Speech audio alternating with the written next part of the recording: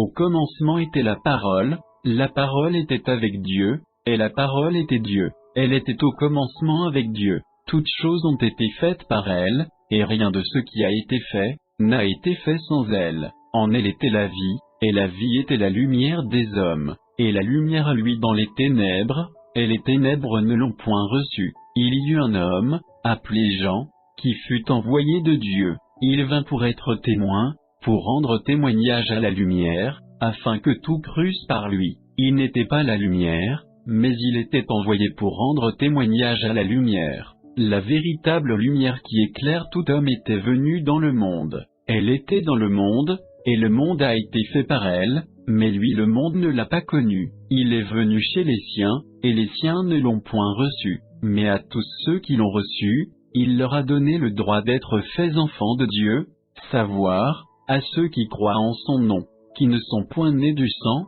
ni de la volonté de la chair, ni de la volonté de l'homme, mais de Dieu. Et la parole a été faite chair, et a habité parmi nous, pleine de grâce et de vérité, et nous avons contemplé sa gloire, une gloire comme celle du Fils unique venu du Père. Jean lui rendit témoignage, lorsqu'il s'écria en disant, « C'est ici celui dont je disais, celui qui vient après moi est au-dessus de moi, parce qu'il était avant moi. » Et nous avons tout reçu de sa plénitude, et grâce sur grâce. Car la loi a été donnée par Moïse, la grâce et la vérité sont venues par Jésus-Christ. Personne n'a jamais vu Dieu, le Fils unique, qui est dans le sein du Père, et celui qui l'a fait connaître. C'est ici le témoignage de Jean, lorsque les Juifs envoyèrent de Jérusalem des sacrificateurs et des Lévites pour lui demander, « Qui es-tu » Il le confessa, et ne le désavoua point. Il le confessa en disant, « Je ne suis point le Christ. Qu'es-tu donc » Lui demandèrent-ils, « Es-tu Élie » Et il dit, « Je ne le suis point. Es-tu le prophète » Et il répondit, « Non. » Ils lui dirent donc, « Qui es-tu afin que nous rendions réponse à ceux qui nous ont envoyés ? Que dis-tu de toi-même » Il dit, « Je suis la voix de celui qui crie dans le désert, aplanissez le chemin du Seigneur, comme a dit le prophète Ésaïe. » Or, ceux qui avaient été envoyés, étaient des pharisiens. Ils lui demandèrent, « Pourquoi donc baptises-tu, si tu n'es ni le Christ, ni Élie, ni le prophète ?» Jean leur répondit et dit, « Pour moi, je baptise d'eau, mais il y a quelqu'un parmi vous, que vous ne connaissez point.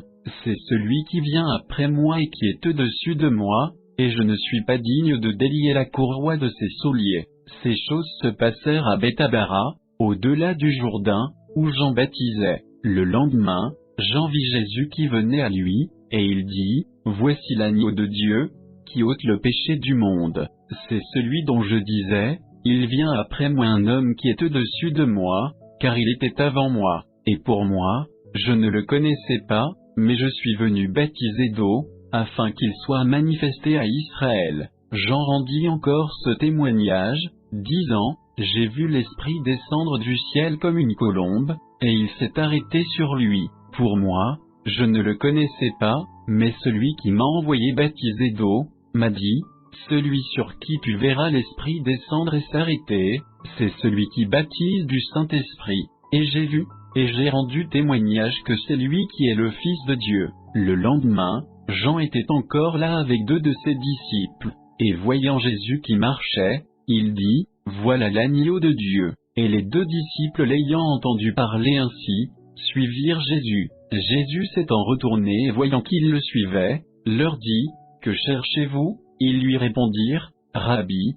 c'est-à-dire, Maître, où demeures-tu » Il leur dit, « Venez et voyez. » Ils allèrent et virent où il logeait, et ils demeurèrent avec lui ce jour-là, car il était environ la 10e heure. André, frère de Simon-Pierre, était l'un des 2 qui avaient entendu ce que Jean disait, et qui avait suivi Jésus. André trouva le premier Simon son frère, et il lui dit, « Nous avons trouvé le Messie, c'est-à-dire, le Christ, loin. » Et il l'amena à Jésus. Jésus, l'ayant regardé, lui dit, « Tu es Simon, fils de Jonas, tu seras appelé Cépha, c'est-à-dire, Pierre. » Le lendemain, Jésus voulut s'en aller en Galilée, et il trouva Philippe, et il lui dit, « Suis-moi. » Or, Philippe était de Bethsaïda, la ville d'André et de Pierre. Philippe trouva Nathanaël et lui dit, celui de qui Moïse a écrit dans la loi, et que les prophètes ont annoncé, nous l'avons trouvé, c'est Jésus, le fils de Joseph, de Nazareth. Nathanaël lui dit, peut-il venir quelque chose de bon de Nazareth? Philippe lui dit, viens et vois. Jésus vit venir à lui Nathanaël, et il dit de lui, voici un véritable Israélite, en qui il n'y a point de fraude. Nathanaël lui dit, d'où me connais-tu? Jésus lui répondit, avant que Philippe t'appelât, quand tu étais sous le figuier, je te voyais. Nathanaël lui répondit, Maître, tu es le Fils de Dieu, tu es le roi d'Israël. Jésus lui répondit, parce que je t'ai dit que je t'avais vu sous le figuier, tu crois, tu verras de plus grandes choses que celles-ci. Il lui dit aussi, en vérité, je vous dis, désormais vous verrez le ciel ouvert, et les anges de Dieu monter et descendre sur le Fils de l'homme. 3 jours après, on faisait des noces à Cana en Galilée, et la mère de Jésus y était. Et Jésus fut aussi convié aux noces avec ses disciples. Le vin ayant manqué, la mère de Jésus lui dit, ils n'ont plus de vin. Jésus lui répondit, Femme, qu'y a-t-il entre moi et toi? Mon heure n'est pas encore venue. Sa mère dit à ceux qui servaient, faites tout ce qu'il vous dira. Or, il y avait là 6 vaisseaux de pierre, placés pour la purification des Juifs, et contenant chacun 2 ou 3 mesures. Jésus leur dit, remplissez d'eau ces vaisseaux, et ils les remplirent jusqu'au haut. Et il leur dit, puisez-en maintenant, et portez-en au chef du festin. Et ils le firent. Quand le chef du festin eut goûté l'eau changée en vin, or, il ne savait pas d'où venait ce vin, mais les serviteurs qui avaient puisé l'eau le savaient, il appela l'époux, et lui dit, tout homme sert d'abord le bon vin, et ensuite le moins bon, après qu'on a beaucoup bu, mais toi, tu as gardé le bon vin jusqu'à présent. Jésus fit ce premier miracle à Cana de Galilée, et il manifesta sa gloire, et ses disciples crurent en lui. Après cela, il descendit à Capernaüm avec sa mère, ses frères et ses disciples, et ils n'y demeurèrent que peu de jours. Et la Pâque des Juifs était proche, et Jésus monta à Jérusalem, et il trouva dans le temple ceux qui vendaient des taureaux, des brebis et des pigeons, avec les changeurs qui y étaient assis, et ayant fait un fouet de cordes, il les chassa tous du temple, et les brebis et les taureaux, il répandit la monnaie des changeurs, et renversa leur table. Et il dit à ceux qui vendaient les pigeons, ôtez cela d'ici, et ne faites pas de la maison de mon Père une maison de marché. Alors ses disciples se souvinrent qu'il est écrit, le zèle de ta maison m'a dévoré. Les Juifs, prenant la parole, lui dirent, quel signe nous montres-tu pour agir de la sorte?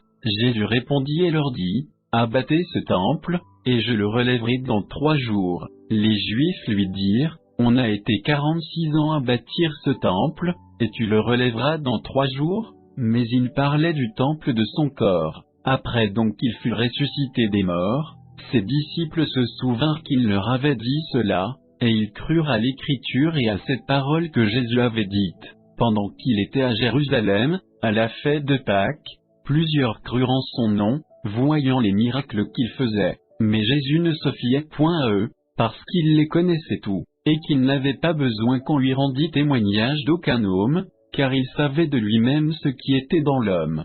Or il y avait un homme, d'entre les pharisiens, nommé Nicodème, l'un des principaux juifs. Cet homme vint, de nuit, trouver Jésus et lui dit, Maître, nous savons que tu es un docteur venu de la part de Dieu, car personne ne peut faire ces miracles que tu fais, si Dieu n'est avec lui. Jésus lui répondit, en vérité, je te dis que si un homme ne naît de nouveau, il ne peut voir le royaume de Dieu. Nicodème lui dit, comment un homme peut-il naître, quand il est vieux? Peut-il rentrer dans le sein de sa mère, et naître une seconde fois? Jésus répondit, en vérité, je te dis, que si un homme ne naît d'eau et d'esprit, il ne peut entrer dans le royaume de Dieu. Ce qui est né de la chair est chair, et ce qui est né de l'esprit est esprit. Ne t'étonne point de ce que je t'ai dit, il faut que vous naissiez de nouveau. Le vent souffle où il veut, et tu en entends le bruit, mais tu ne sais ni d'où il vient, ni où il va. Il en est de même de tout homme qui est né de l'esprit. Nicodème lui dit, Comment ces choses se peuvent-elles faire? Jésus lui répondit, tu es le docteur d'Israël, et tu ne sais pas ces choses. En vérité je te dis, que nous disons ce que nous savons, et que nous rendons témoignage de ce que nous avons vu, mais vous ne recevez point notre témoignage. Si je vous ai parlé des choses terrestres, et que vous ne croyez point, comment croirez-vous, si je vous parle des choses célestes? Or personne n'est monté au ciel, que celui qui est descendu du ciel, savoir, le Fils de l'homme qui est dans le ciel. Et comme Moïse éleva le serpent dans le désert, de même il faut que le Fils de l'homme soit élevé, afin que quiconque croit en lui ne périsse point, mais qu'il ait la vie éternelle. Car Dieu a tant aimé le monde, qu'il a donné son Fils unique, afin que quiconque croit en lui ne périsse point, mais qu'il ait la vie éternelle. Car Dieu n'a point envoyé son Fils dans le monde, pour condamner le monde, mais afin que le monde soit sauvé par lui. Celui qui croit en lui n'est point condamné, mais celui qui ne croit point est déjà condamné, parce qu'il n'a pas cru au nom du Fils unique de Dieu. Et la cause de cette condamnation, c'est que la lumière est venue dans le monde, et que les hommes ont mieux aimé les ténèbres que la lumière, parce que leurs œuvres étaient mauvaises. Car quiconque fait le mal est la lumière, et ne vient point à la lumière, de peur que ses œuvres ne soient reprises. Mais celui qui agit selon la vérité vient à la lumière, afin que ses œuvres soient manifestées, parce qu'elles sont faites en Dieu. Après cela, Jésus s'en alla avec ses disciples sur le territoire de Judée, et il y demeura avec eux, et il y baptisait. Et Jean baptisait aussi à Hénon, près de Salim, parce qu'il y avait là beaucoup d'eau, et on y allait pour être baptisé, car Jean n'avait pas encore été mis en prison. Or, il y eut une dispute entre les disciples de Jean et les Juifs, touchant la purification, et ils vinrent à Jean, et lui dirent, « Maître, celui qui était avec toi au-delà du Jourdain, à qui tu as rendu témoignage, le voilà qui baptise, et tous vont à lui. » Jean répondit, « Personne ne peut rien s'attribuer, si cela ne lui a été donné du ciel. Vous m'êtes vous-même témoin que j'ai dit, ce n'est pas moi qui suis le Christ, mais j'ai été envoyé devant lui. Celui qui a l'épouse est l'époux, mais l'ami de l'époux, qui est présent et qui l'écoute, est ravi de joie d'entendre la voix de l'époux, et cette joie, qui est la mienne, est parfaite. Il faut qu'il croisse, et que je diminue. Celui qui vient d'en haut est au-dessus de tous, celui qui vient de la terre est de la terre et parle de la terre, celui qui est venu du ciel est au-dessus de tous. Et il rend témoignage de ce qu'il a vu et entendu, mais personne ne reçoit son témoignage. Celui qui a reçu son témoignage a scellé que Dieu est véritable, car celui que Dieu a envoyé dit les paroles de Dieu, parce que Dieu ne lui donne pas l'esprit par mesure. Le Père aime le Fils et a mis toutes choses en sa main. Celui qui croit au Fils a la vie éternelle, mais celui qui désobéit au Fils ne verra point la vie, mais la colère de Dieu demeure sur lui. Le Seigneur, ayant donc appris que les pharisiens avaient entendu dire qu'il faisait et baptisait plus de disciples que Jean. Toutefois ce n'était pas Jésus lui-même qui baptisait, mais c'étaient ses disciples. Il quitta la Judée, et s'en retourna en Galilée. Or, il fallait qu'il passât par la Samarie. Il arriva donc à une ville de Samarie, nommée Sichar, près de la terre que Jacob avait donnée à Joseph son fils. Là était la fontaine de Jacob. Jésus donc, fatigué du chemin, s'assit sur la fontaine. C'était environ la 6e heure. Une femme samaritaine étant venue pour puiser de l'eau, Jésus lui dit, « Donne-moi à boire. » Car ses disciples étaient allés à la ville pour acheter des vivres. La femme samaritaine lui répondit, « Comment, toi qui es juif, me demandes-tu à boire, à moi qui suis une femme samaritaine, car les Juifs n'ont point de communication avec les Samaritains. » Jésus répondit et lui dit, « Si tu connaissais le don de Dieu, et qui est celui qui te dit, donne-moi à boire, tu lui demanderais toi-même, et il te donnerait de l'eau vive. » La femme lui dit, « Seigneur, tu n'as rien pour puiser, et le puits est profond, d'où aurais-tu donc cette eau vive? Es-tu plus grand que Jacob notre père, qui nous a donné ce puits, et qui en a bu lui-même, ainsi que ses fils et ses troupeaux? » Jésus lui répondit, « Quiconque boit de cette eau aura encore soif, mais celui qui boira de l'eau que je lui donnerai, n'aura plus jamais soif. mais l'eau que je lui donnerai deviendra en lui une source d'eau qui jaillira pour la vie éternelle. La femme lui dit, Seigneur, donne-moi de cette eau, afin que je n'aie plus soif, et que je ne vienne plus puiser ici. Jésus lui dit, va, appelle ton mari et viens ici. La femme répondit, je n'ai point de mari. Jésus lui dit, tu as fort bien dit, je n'ai point de mari, car tu as eu 5 maris, et celui que tu as maintenant n'est pas ton mari, tu as dit vrai en cela. La femme lui dit, Seigneur, je vois que tu es un prophète. Nos pères ont adoré sur cette montagne, et vous dites que le lieu où il faut adorer est à Jérusalem. Jésus lui dit, femme, crois-moi, le temps vient que vous n'adorerez plus le Père ni sur cette montagne, ni à Jérusalem. Vous adorez ce que vous ne connaissez pas, pour nous, nous adorons ce que nous connaissons, car le salut vient des Juifs. Mais l'heure vient, et elle est déjà venue, que les vrais adorateurs adoreront le Père en esprit et en vérité, car le Père demande de tels adorateurs. Dieu est esprit, et il faut que ceux qui l'adorent en esprit et en vérité.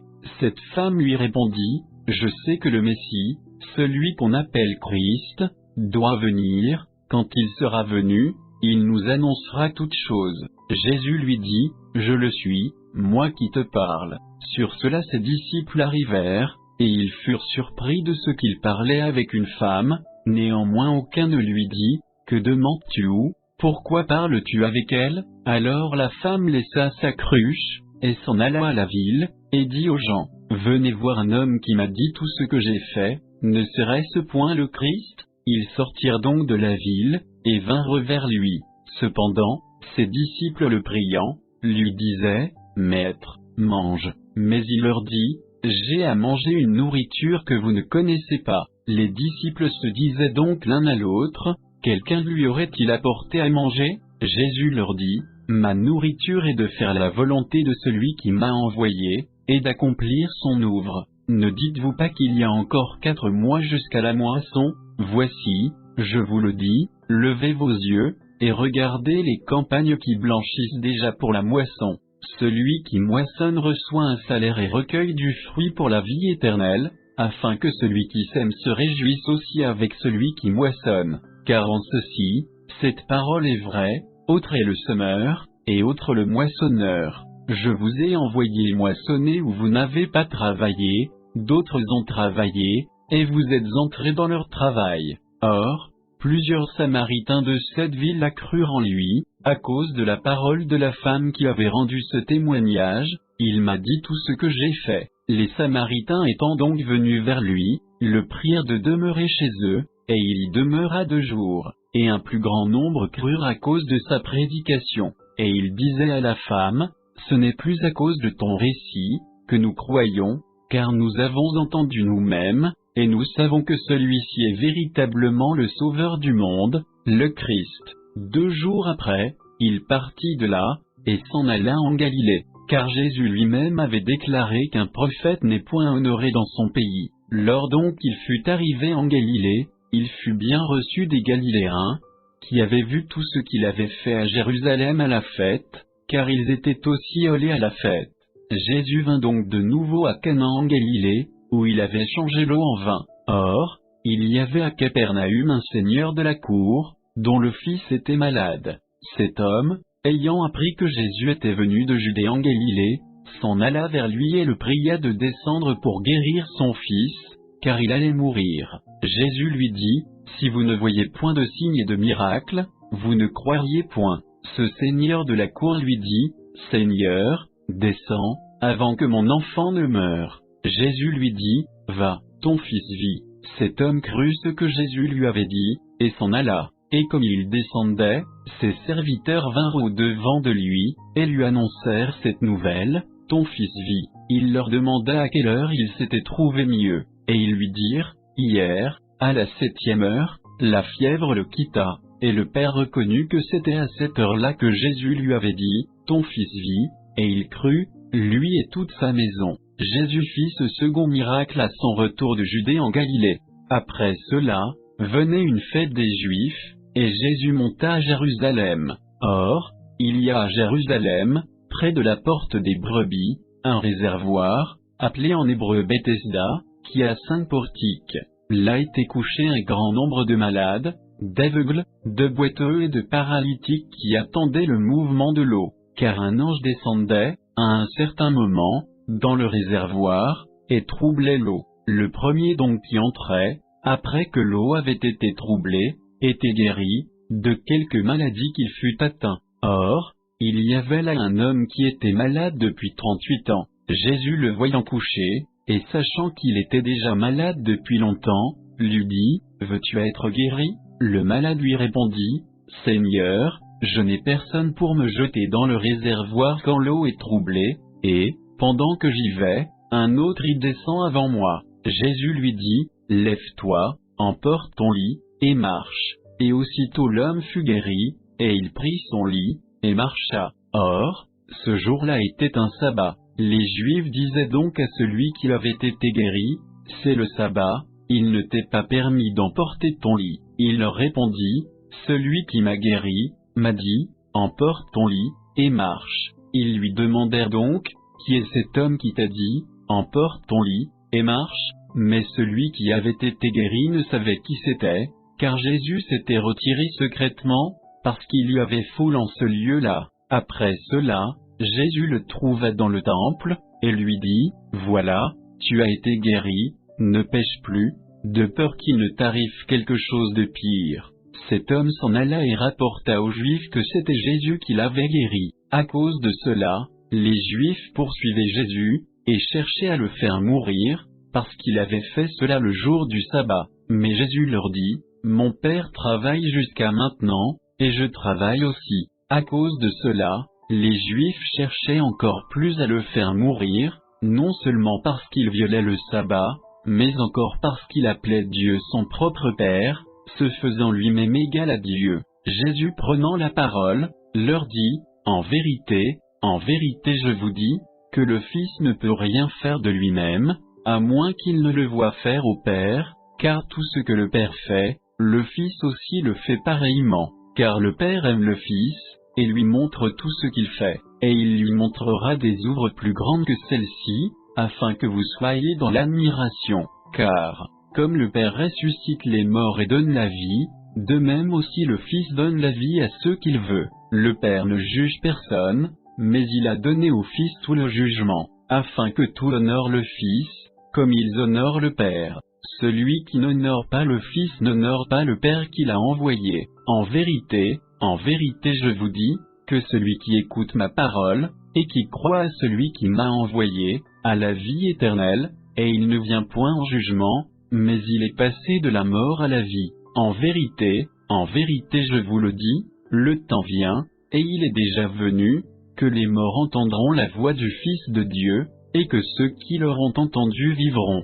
Car, comme le Père a la vie en lui-même, il a aussi donné au Fils d'avoir la vie en lui-même, et il lui a donné le pouvoir d'exercer le jugement, parce qu'il est le Fils de l'homme. Ne soyez pas surpris de cela, car l'heure vient que tous ceux qui sont dans les sépulcres entendront sa voix, et sortiront, savoir, ceux qui auront bien fait, en résurrection de vie, et ceux qui auront mal fait, en résurrection de condamnation. Je ne puis rien faire de moi-même, je juge selon que j'entends, et mon jugement est juste, car je ne cherche point ma volonté, mais la volonté du Père qui m'a envoyé. Si je me rends témoignage à moi-même, mon témoignage n'est pas digne de foi. Il y en a un autre qui me rend témoignage, et je sais que le témoignage qu'il me rend est digne de foi. Vous avez envoyé vers Jean, et il a rendu témoignage à la vérité. Pour moi, je ne recherche point le témoignage de l'homme, mais je dis ceci, afin que vous soyez sauvés. Jean était la lampe qui brûle, et qui luit, et vous avez voulu, pour un moment, vous réjouir à sa lumière. Mais moi, j'ai un témoignage plus grand que celui de Jean, car les œuvres que mon Père m'a donné d'accomplir, ces œuvres même que je fais, rendent-moi ce témoignage, que mon Père m'a envoyé, et le Père qui m'a envoyé a lui-même rendu témoignage de moi. Vous n'avez jamais entendu sa voix, ni vu sa face, et sa parole ne demeure pas en vous, puisque vous ne croyez point à celui qu'il vous a envoyé. Vous sondez les Écritures, parce qu'en elles vous croyez avoir la vie éternelle, et ce sont elles qui rendent témoignage de moi, et vous ne voulez point venir à moi, pour avoir la vie. Je ne reçois point ma gloire de la part des hommes, mais je sais que vous n'avez point en vous-même l'amour de Dieu. Je suis venu au nom de mon Père, et vous ne me recevez pas. Si un autre vient en son propre nom, vous le recevrez. Comment pouvez-vous croire, quand vous tirez votre gloire les uns des autres, et que vous ne recherchez point la gloire qui vient de Dieu seul? Ne pensez point que moi je vous accuse devant le Père. Moïse, en qui vous espérez, est celui qui vous accusera. Car si vous croyez Moïse, vous me croiriez aussi, car il a écrit de moi. Mais si vous ne croyez pas ses écrits, comment croirez-vous mes paroles? Après cela, Jésus passa au-delà de la mer de Galilée, ou de Tibériade, et une grande foule le suivait, parce qu'il voyait les miracles qu'il opérait sur les malades. Et Jésus monta sur la montagne, et là il s'assit avec ses disciples. Or, la Pâque, la fête des Juifs, était proche. Jésus donc ayant levé les yeux, et voyant une grande foule qui venait à lui, dit à Philippe, où achèterons-nous des pains, afin que ces gens s'y aient à manger?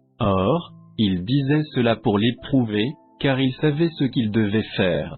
Philippe lui répondit, 200 deniers de pain ne leur suffirait pas pour que chacun en prît un peu. L'un de ses disciples, André, frère de Simon-Pierre, lui dit, il y a ici un jeune garçon qui a 5 pains d'orge et 2 poissons, mais qu'est-ce que cela pour tant de gens? Cependant Jésus dit, faites asseoir ces gens. Or il y avait beaucoup d'herbes dans ce lieu. Les hommes donc s'assirent, au nombre d'environ 5000, et Jésus prit les pains, et ayant rendu grâce, il les distribua aux disciples, et les disciples à ceux qui étaient assis, et de même pour les poissons, autant qu'ils en voulurent. Après qu'ils furent rassasiés, il dit à ses disciples, ramassez les morceaux qui sont restés, afin que rien ne se perde. Ils les ramassèrent donc, et ils remplirent 12 paniers des morceaux des 5 pains d'orge, qui étaient restés de trop à ceux qui en avaient mangé. Et ces gens, voyant le miracle que Jésus avait fait, disaient, celui-ci est véritablement le prophète qui devait venir au monde. C'est pourquoi Jésus, connaissant qu'ils allaient venir l'enlever, pour le faire roi, se retira encore seul sur la montagne. Quand le soir fut venu, ses disciples descendirent à la mer, et étant entrés dans la barque, ils voulaient aller au-delà de la mer à Capernaum. Il faisait déjà obscur, et Jésus n'était pas encore venu vers eux. Comme il soufflait un grand vent, la mer élevait ses vagues. Or, quand ils ramaient environ 25 ou 30 stades, ils virent Jésus qui marchait sur la mer, et s'approchait de la barque, et ils eurent peur. Mais il leur dit, c'est moi, n'ayez point de peur. Ils le reçurent donc avec plaisir dans la barque et aussitôt la barque aborda au lieu où ils allaient. Le lendemain, la foule qui était demeurée de l'autre côté de la mer, vit qu'il n'y avait point eu là d'autre barque que celle dans laquelle ses disciples étaient entrés, et que Jésus n'y était point entré avec eux, mais que ses disciples s'en étaient allés seuls. Cependant d'autres barques étaient arrivées de Tibériade, près du lieu où ils avaient mangé le pain, après que le Seigneur eut rendu grâce. Quand donc la foule vit que Jésus n'était point là, ni ses disciples, ils entrèrent dans les barques, et allèrent à Capernaum, chercher Jésus, et l'ayant trouvé de l'autre côté de la mer, ils lui dirent, Maître, quand es-tu arrivé ici? Jésus leur répondit et leur dit, en vérité je vous le dis, vous me cherchez, non parce que vous avez vu des miracles, mais parce que vous avez mangé des pains, et que vous avez été rassasiés. Travaillez, non point pour la nourriture qui périt, mais pour celle qui demeure jusqu'à la vie éternelle, et que le Fils de l'homme vous donnera, car le Père, Dieu, l'a marqué de son sceau. Ils lui dirent donc, que ferons-nous pour travailler aux ouvres de Dieu? Jésus leur répondit, c'est ici l'ouvre de Dieu, que vous croyez en celui qu'il a envoyé.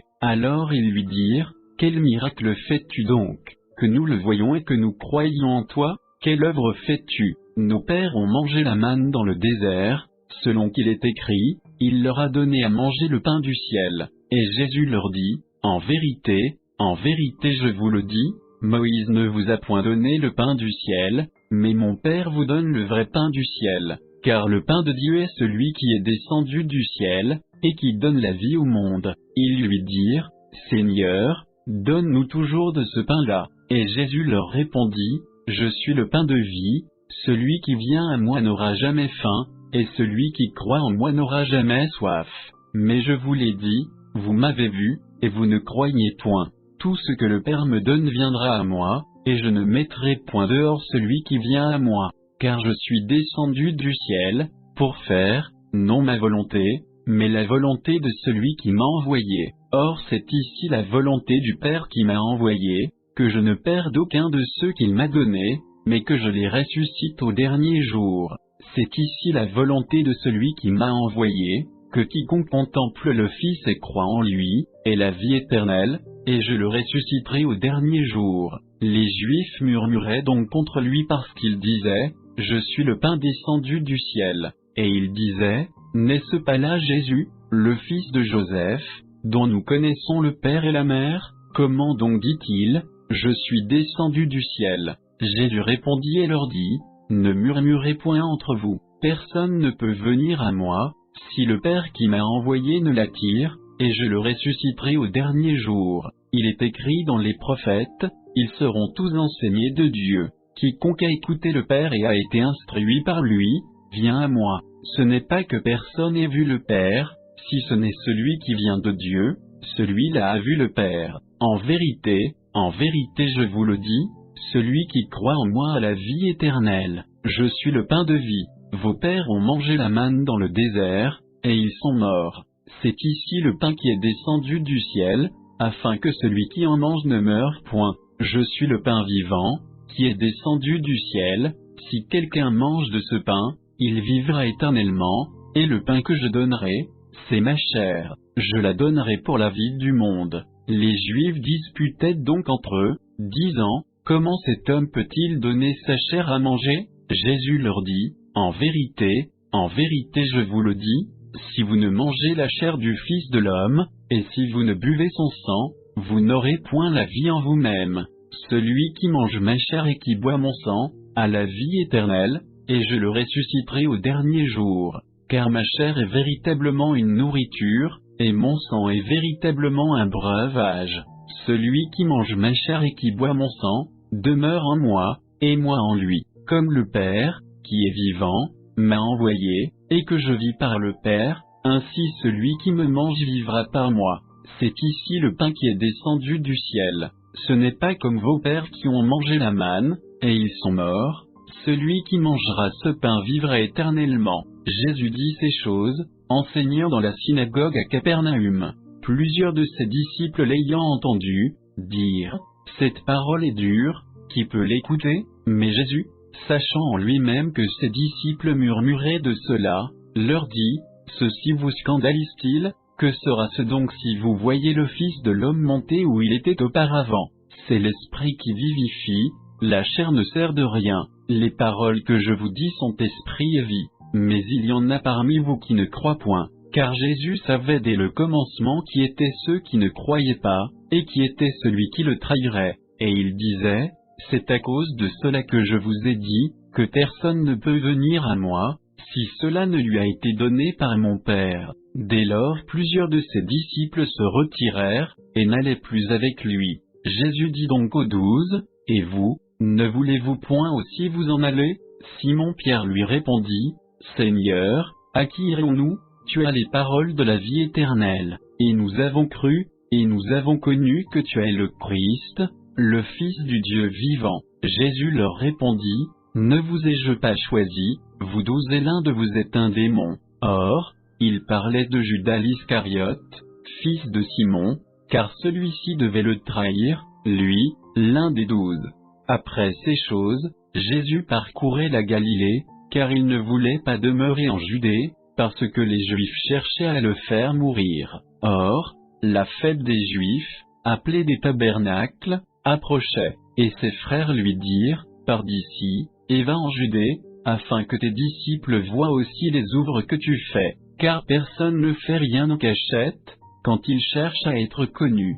Si tu fais ces choses, montre-toi toi-même au monde, car ses frères même ne croyaient pas en lui. Jésus leur dit, mon temps n'est pas encore venu, mais votre temps est toujours venu. Le monde ne peut vous haïr, mais il me hait, parce que je rends de lui le témoignage que ses œuvres sont mauvaises. Pour vous, montez à cette fête, pour moi, je n'y monte pas encore, parce que mon temps n'est pas encore venu. Et leur ayant dit cela, il demeura en Galilée. Mais, lorsque ses frères furent partis, il monta aussi à la fête, non pas publiquement, mais comme en cachette. Les Juifs donc le cherchaient pendant la fête, et disaient, « Où est-il » Et il y avait une grande rumeur à son sujet parmi le peuple. Les uns disaient, « C'est un homme de bien », et les autres disaient, « Non, mais il séduit le peuple ». Toutefois, personne ne parlait librement de lui, par crainte des Juifs. Vers le milieu de la fête, Jésus monta au temple, et il enseignait. Et les Juifs étaient étonnés, et disaient, « Comment cet homme connaît-il les Écritures, ne les ayant point apprises ?» Jésus leur répondit, « Ma doctrine n'est pas de moi, mais de celui qui m'a envoyé. Si quelqu'un veut faire la volonté de Dieu, il connaîtra si ma doctrine est de Dieu, ou si je parle de mon chef. Celui qui parle de son chef cherche sa propre gloire, mais celui qui cherche la gloire de celui qui l'a envoyé, est digne de foi, et il n'y a point d'injustice en lui. Moïse ne vous a-t-il pas donné la loi et aucun de vous n'observe la loi? Pourquoi cherchez-vous à me faire mourir ?» Le peuple lui répondit, « Tu as un démon, qui est-ce qui cherche à te faire mourir ?» Jésus répondit et leur dit, « J'ai fait une œuvre, et vous en êtes tous étonnés. Moïse vous a ordonné la circoncision, non qu'elle vienne de Moïse, mais des pères, et vous circoncisez un homme le jour du sabbat. Si un homme reçoit la circoncision le jour du sabbat, afin que la loi de Moïse ne soit pas violée, pourquoi vous irritez-vous contre moi, parce que j'ai entièrement guéri un homme le jour du sabbat? Ne jugez point selon l'apparence, mais jugez selon la justice. » Et quelques-uns de ceux de Jérusalem disaient, « N'est-ce pas celui qu'on cherche à faire mourir? Et le voilà qui parle librement, et on ne lui dit rien. Les chefs auraient-ils vraiment reconnu qu'il est véritablement le Christ? Cependant nous savons d'où il est, au lieu que, quand le Christ viendra, personne ne saura d'où il est. » Et Jésus s'écriait donc dans le temple, enseignant, et disant, « Vous me connaissez, et vous savez d'où je suis. Je ne suis pas venu de moi-même, mais celui qui m'a envoyé est véritable, et vous ne le connaissez point. Moi, je le connais, car je viens de sa part, et c'est lui qui m'a envoyé. » Il cherchait donc à se saisir de lui, mais personne ne mit la main sur lui, parce que son heure n'était pas encore venue. Cependant, plusieurs du peuple crurent en lui, et disaient, « Quand le Christ viendra, fera-t-il plus de miracles que n'en fait celui-ci » Les pharisiens, ayant appris ce que le peuple disait sourdement de lui, envoyèrent, de concert avec les principaux sacrificateurs, des sergents pour se saisir de lui. C'est pourquoi Jésus leur dit, « Je suis encore avec vous pour un peu de temps, et je m'en vais à celui qui m'a envoyé. Vous me chercherez, et vous ne me trouverez point, et vous ne pourrez venir où je suis. » Les Juifs dirent donc entre eux, « Où ira-t-il que nous ne le trouverons point? Ira-t-il vers ceux qui sont dispersés parmi les Grecs, et enseignera-t-il les Grecs? Que signifie ce qu'il a dit? Vous me chercherez, et ne me trouverez point, et vous ne pourrez venir où je suis. » Le dernier et le grand jour de la fête, Jésus se trouvait là, et s'écriait, « Si quelqu'un a soif, qu'il vienne à moi, et qu'il boive.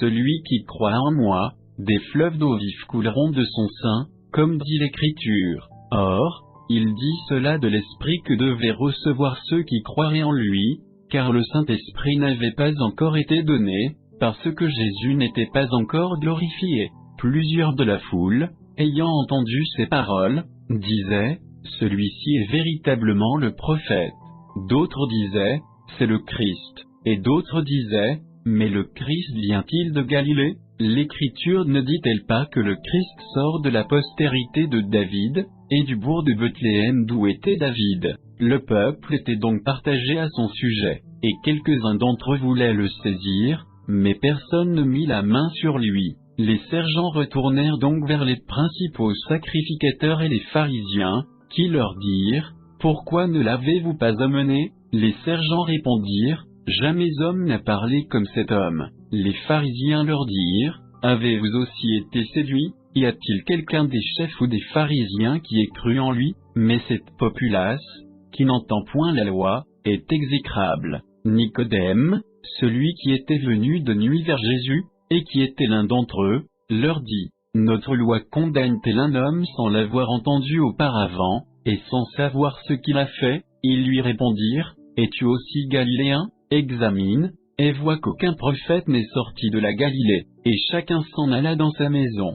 Mais Jésus s'en alla sur la montagne des Oliviers. À la pointe du jour il retourna au temple, et tout le peuple vint à lui, et s'étant assis, il les enseignait. Alors les scribes et les pharisiens lui amenèrent une femme surprise en adultère, et l'ayant mise au milieu, ils lui dirent, « Maître, cette femme a été surprise en flagrant délit d'adultère. Or, Moïse nous a ordonné dans la loi, de lapider de telles personnes, toi donc qu'en dis-tu » Il disait cela pour l'éprouver, afin de le pouvoir accuser. Mais Jésus, s'étant baissé, écrivait avec le doigt sur la terre, et comme il continuait à l'interroger, il se releva et leur dit, « Que celui de vous qui est sans péché, lui jette le premier la pierre. » Et s'étant de nouveau baissé, il écrivait sur la terre. Quand ils entendirent cela, se sentant repris par la conscience, ils sortirent l'un après l'autre, commençant depuis les plus âgés jusqu'aux derniers, et Jésus fut laissé seul avec la femme qui était là au milieu.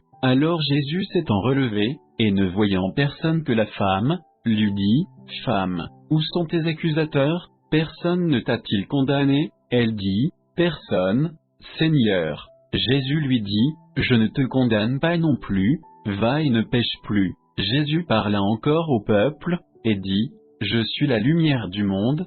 Celui qui me suit ne marchera point dans les ténèbres, mais il aura la lumière de la vie. » Les pharisiens lui dirent, « Tu rends témoignage de toi-même, ton témoignage n'est pas véritable. » Jésus leur répondit, « Quoique je rends témoignage de moi-même, mon témoignage est véritable, car je sais d'où je suis venu, et où je vais, mais vous, vous ne savez d'où je viens, ni où je vais. Vous jugez selon la chair, moi, je ne juge personne. Et si je juge, mon jugement est digne de foi, car je ne suis pas seul, mais avec moi est le Père qui m'a envoyé. Il est écrit dans votre loi que le témoignage de deux hommes est digne de foi. C'est moi qui rends témoignage de moi-même, le Père qui m'a envoyé, rend aussi témoignage de moi. Il lui disait donc, où est ton Père? Jésus répondit, vous ne connaissez ni moi, ni mon Père.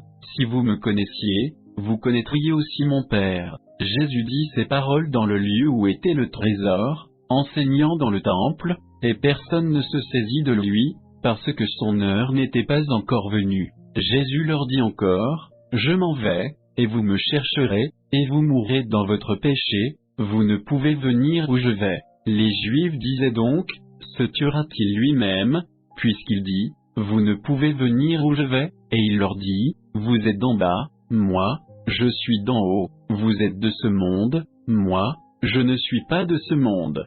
C'est pourquoi je vous ai dit, que vous mourrez dans vos péchés, car si vous ne croyez pas ce que je suis, vous mourrez dans vos péchés. Ils lui disaient donc, toi, qui es-tu? Et Jésus leur dit, ce que je vous dis, dès le commencement. J'ai beaucoup de choses à dire de vous et à condamner en vous, mais celui qui m'a envoyé est véritable, et les choses que j'ai entendues de lui, je les dis dans le monde. Ils ne comprirent point qu'il leur parlait du Père. Et Jésus leur dit, lorsque vous aurez élevé le Fils de l'homme, alors vous connaîtrez qui je suis, et que je ne fais rien de moi-même, mais que je dis les choses comme mon Père me les a enseignées.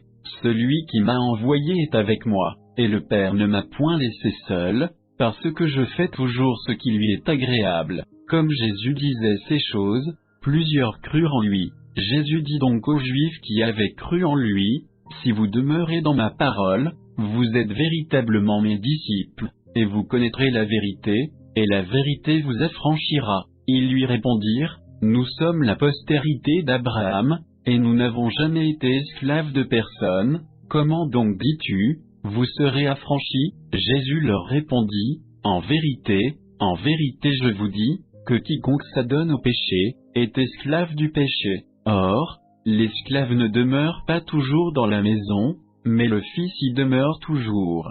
Si donc le Fils vous affranchit, vous serez véritablement libre. Je sais que vous êtes la postérité d'Abraham, mais vous cherchez à me faire mourir, parce que ma parole ne trouve point d'accès en vous. Je dis ce que j'ai vu chez mon Père, et vous aussi, vous faites ce que vous avez vu chez votre Père. Ils lui répondirent, Notre Père est Abraham. Jésus leur dit, Si vous étiez enfants d'Abraham, vous feriez les œuvres d'Abraham. Mais maintenant vous cherchez à me faire mourir, moi, un homme qui vous ai dit la vérité que j'ai apprise de Dieu. Abraham n'a point fait cela. Vous faites les œuvres de votre père. Ils lui dirent donc, Nous ne sommes point issus de la fornication, nous avons un seul Père, c'est Dieu. Jésus leur dit, Si Dieu était votre Père, vous m'aimeriez, parce que c'est de Dieu que je suis issu, et que je viens, car je ne suis pas venu de moi-même, mais c'est lui qui m'a envoyé. Pourquoi ne comprenez-vous point mon langage?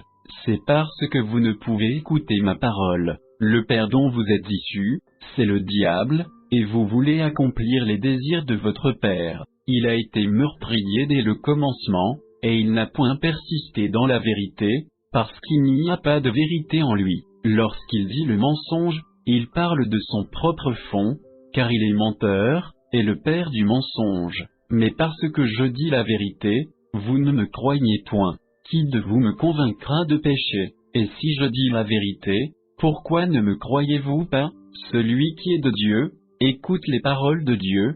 C'est pourquoi vous ne les écoutez pas, parce que vous n'êtes point de Dieu. Les Juifs lui répondirent, N'avons-nous pas raison de dire que tu es un Samaritain, et que tu as un démon? Jésus répondit, Je n'ai point de démon, mais j'honore mon Père, et vous me déshonorez. Je ne cherche point ma gloire, il y en a un qui la cherche, et qui juge. En vérité, je vous dis, que si quelqu'un garde ma parole, il ne verra jamais la mort. Les Juifs lui dirent, Nous connaissons maintenant que tu as un démon, Abraham est mort et les prophètes aussi, et tu dis, Si quelqu'un garde ma parole, il ne verra jamais la mort. Es-tu plus grand que notre père Abraham, qu'il y a mort? Les prophètes aussi sont morts.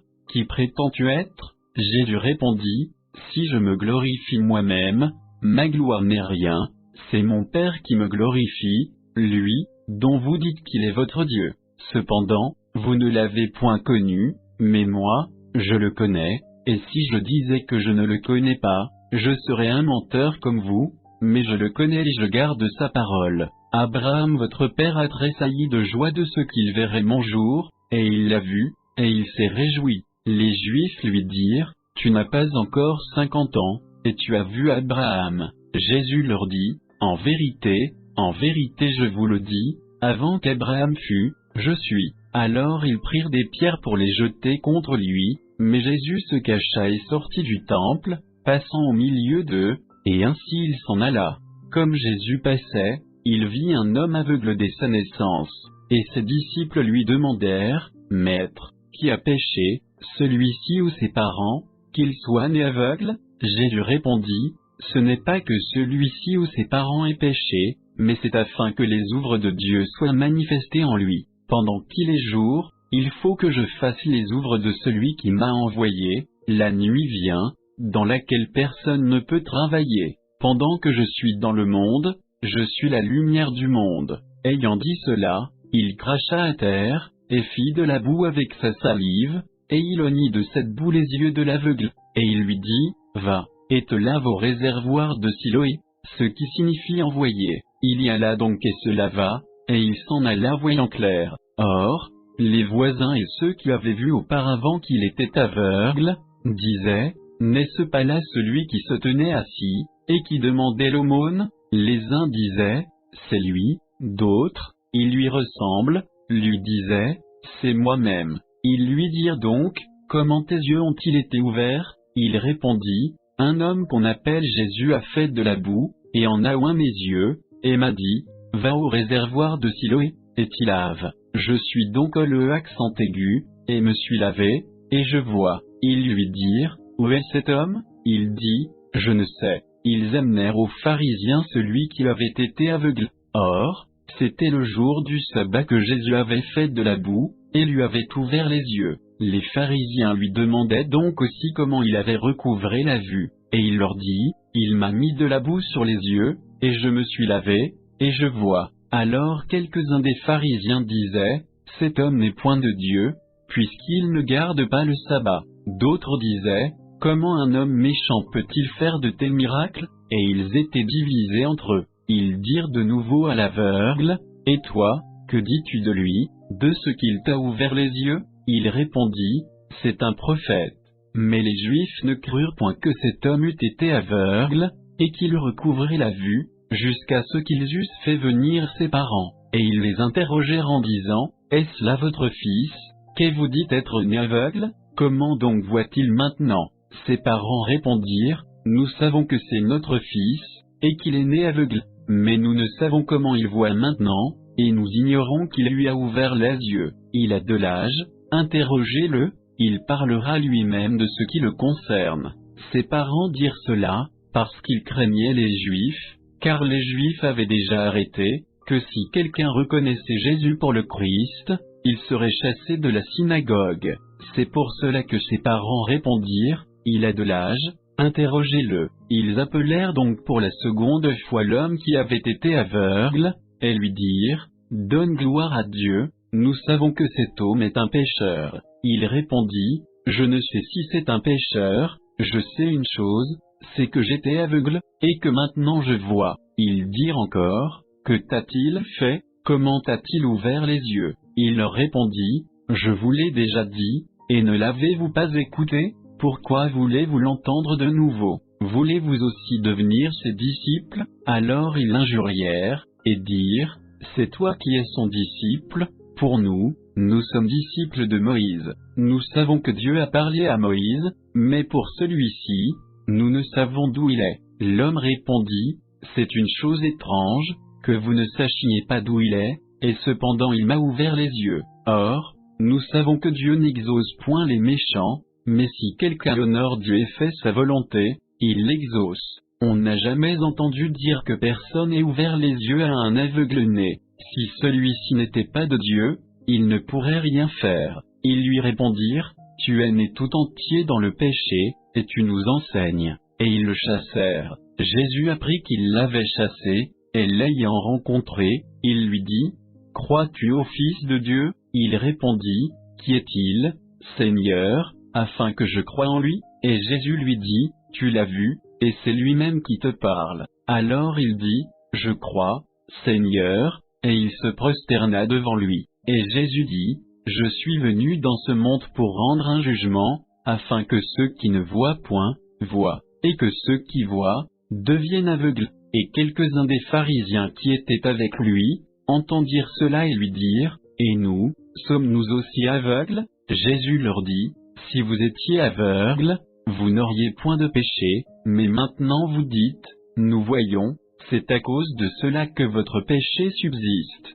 En vérité je vous le dis, celui qui n'entre pas par la porte dans la bergerie des brebis, mais qui y pénètre par un autre endroit, est un larron et un brigand. Mais celui qui entre par la porte est le berger des brebis. Le portier lui ouvre, et les brebis entendent sa voix, il appelle ses propres brebis par leur nom, et il les mène dehors. Et quand il a mené dehors ses propres brebis, il marche devant elles, et les brebis le suivent, parce qu'elles connaissent sa voix. Mais elles ne suivront point un étranger, au contraire, elles le fuiront, parce qu'elles ne connaissent point la voix des étrangers. Jésus leur dit cette similitude, mais ils ne comprirent point de quoi il leur parlait. Jésus donc leur dit encore, en vérité, je vous dis, que je suis la porte des brebis. Tous ceux qui sont venus avant moi sont des larrons et des brigands, mais les brebis ne les ont point écoutés. Je suis la porte, si quelqu'un entre par moi, il sera sauvé, il entrera et sortira, et trouvera de la pâture. Le larron ne vient que pour dérober, tuer et détruire, mais moi, je suis venu, pour que mes brebis aient la vie, et qu'elles soient dans l'abondance. Je suis le bon berger donne sa vie pour ses brebis, mais le mercenaire, qui n'est point le berger, et à qui les brebis n'appartiennent point, voit venir le loup, et abandonne les brebis et s'enfuit, et le loup ravit les brebis et les disperse. Le mercenaire s'enfuit, parce qu'il est mercenaire, et qu'il ne se soucie point des brebis. Je suis le bon berger, et je connais mes brebis, et je suis connu d'elles, comme mon Père me connaît, et que je connais mon Père, et je donne ma vie pour mes brebis, et j'ai d'autres brebis qui ne sont pas de cette bergerie, il faut aussi que je les amène, et elles entendront ma voix, et il y aura un seul troupeau et un seul berger. Voici pourquoi mon Père m'aime, c'est que je donne ma vie, pour la reprendre. Personne ne me l'ôte, mais je la donne de moi-même, j'ai le pouvoir de la quitter, et le pouvoir de la reprendre, j'ai reçu cet ordre de mon Père. Alors il y eut de nouveau une division entre les Juifs, à cause de ce discours, et plusieurs d'entre eux disaient, il a un démon, et il est hors de sens, pourquoi l'écoutez-vous? D'autres disaient, ces paroles ne sont pas d'un démoniaque. Un démon peut-il ouvrir les yeux des aveugles? Or, on célébrait à Jérusalem la fête de la dédicace, et c'était l'hiver. Comme Jésus se promenait dans le temple, au portique de Salomon, les Juifs s'assemblèrent donc autour de lui, et lui dirent, « Jusqu'à quand nous tiendras-tu l'esprit en suspens? Si tu es le Christ, dis-le-nous franchement. » Jésus leur répondit, « Je vous l'ai dit, et vous ne le croyez pas, les œuvres que je fais au nom de mon Père rendent témoignage de moi. Mais vous ne croyez pas, parce que vous n'êtes point de mes brebis, comme je vous l'ai dit. Mes brebis entendent ma voix, et je les connais, et elles me suivent. Je leur donne la vie éternelle, elles ne périront jamais, et nul ne les ravira de ma main. Mon Père, qui me les a donnés, est plus grand que tous, et personne ne peut les ravir de la main de mon Père. Moi et le Père, nous sommes un. » Alors les Juifs prirent de nouveau des pierres pour le lapider, et Jésus leur dit, « J'ai fait devant vous plusieurs bonnes œuvres de la part de mon Père, pour laquelle me lapidez-vous? » Les Juifs lui répondirent, « Ce n'est point pour une bonne œuvre que nous te lapidons, mais pour un blasphème, et parce qu'étant homme, tu te fais Dieu. » Jésus leur répondit, « N'est-il pas écrit dans votre loi, j'ai dit,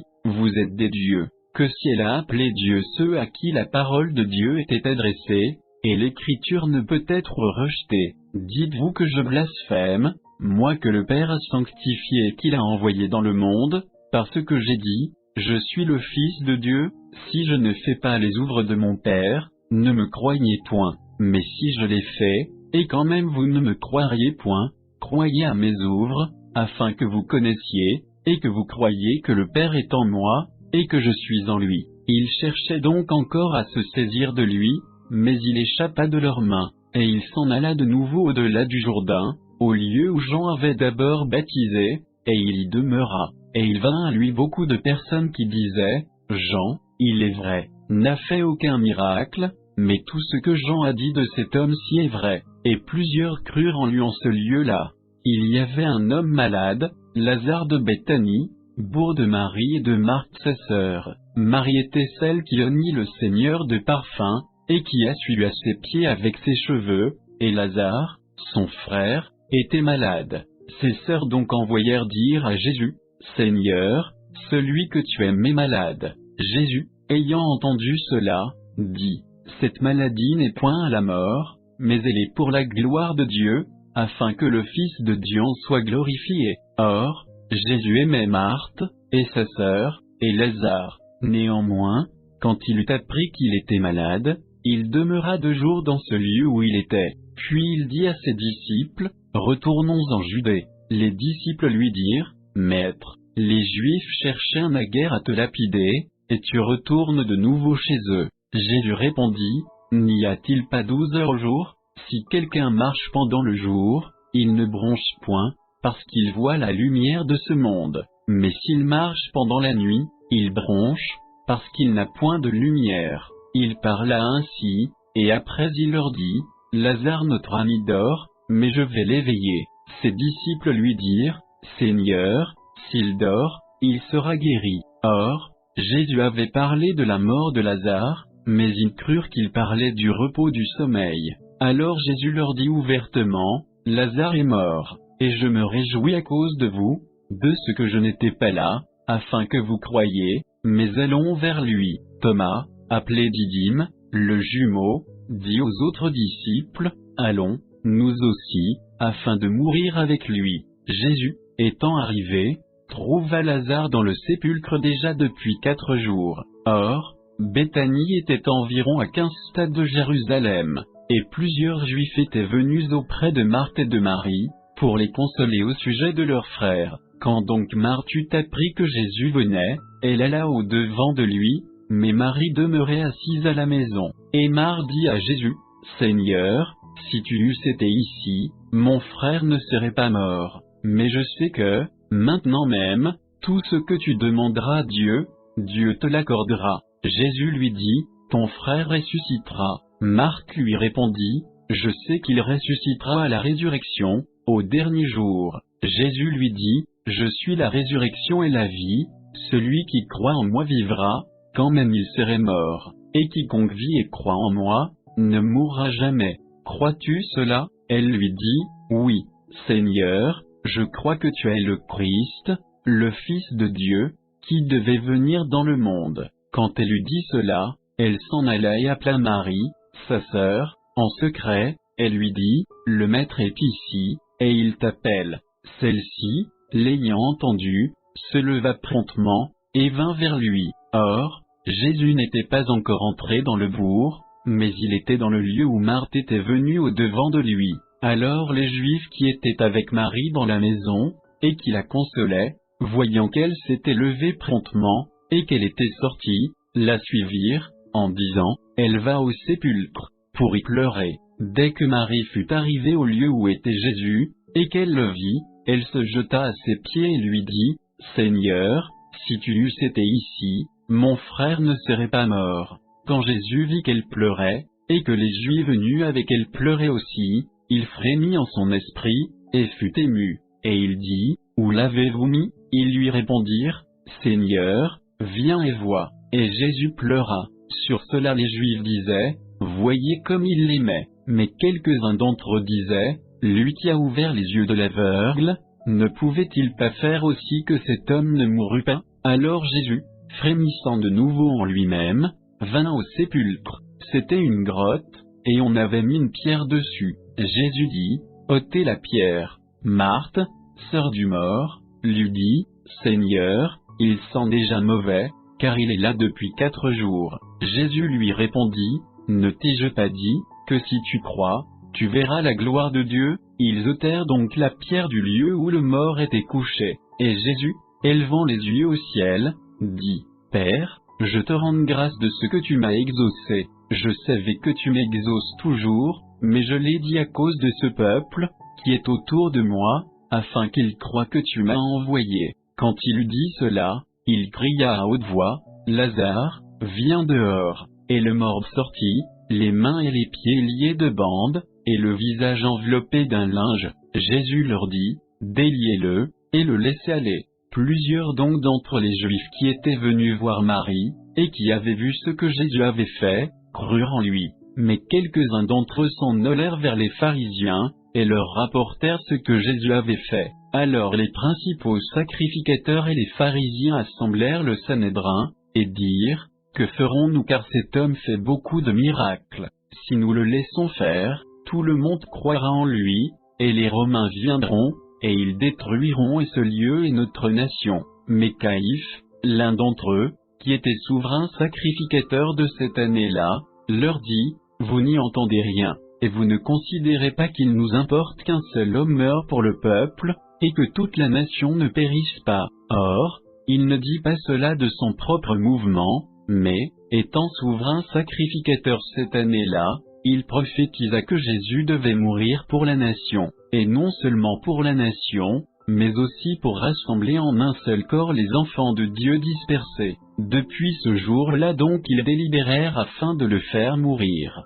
C'est pourquoi Jésus ne se montrait plus ouvertement parmi les Juifs, mais il s'en alla de là dans une contrée voisine du désert, à une ville appelée Éphraïm, et il y séjourna avec ses disciples. Or, la Pâque des Juifs était proche, et beaucoup de gens du pays montèrent à Jérusalem avant la Pâque, pour se purifier. Ils cherchaient donc Jésus, et se disaient les uns aux autres, se tenant dans le temple, « Qu'est-vous ensemble ne viendra-t-il point à la fête ?» Mais les principaux sacrificateurs et les pharisiens avaient donné l'ordre, que si quelqu'un savait où il était, il le déclara, afin qu'on se saisît de lui.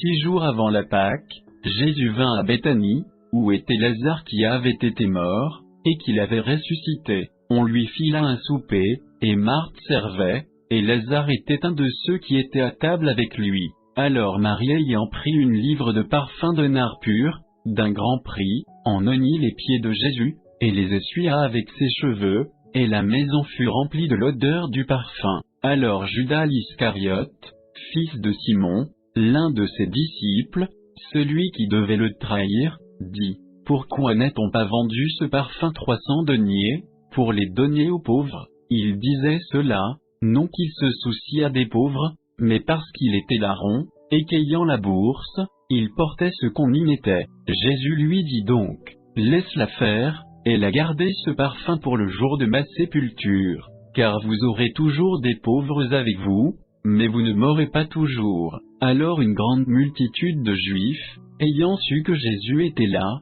y vinrent, non seulement à cause de Jésus, mais aussi pour voir Lazare, qu'il avait ressuscité des morts. Et les principaux sacrificateurs délibérèrent de faire aussi mourir Lazare, parce que plusieurs Juifs, à cause de lui, s'en allaient et croyaient en Jésus. Le lendemain, une grande troupe qui était venue pour la fête, apprenant que Jésus venait à Jérusalem, prit des rameaux de palmier, et sortit au-devant de lui, en criant: Hosanna, béni soit le roi d'Israël, qui vient au nom du Seigneur. Et Jésus ayant trouvé un ânon, y monta dessus, selon qu'il est écrit: Ne crains point, fille de Sion, voici, ton roi vient, monté sur le poulain d'une ânesse.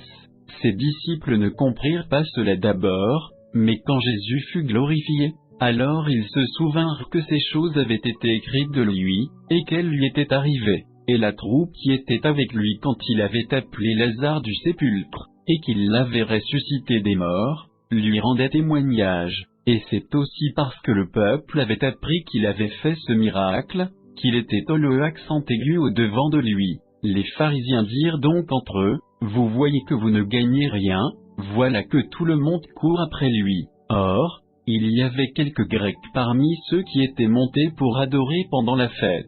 Ils vinrent vers Philippe, qui était de Bethsaïda en Galilée, et le priant, ils lui dirent: Seigneur, nous voudrions voir Jésus.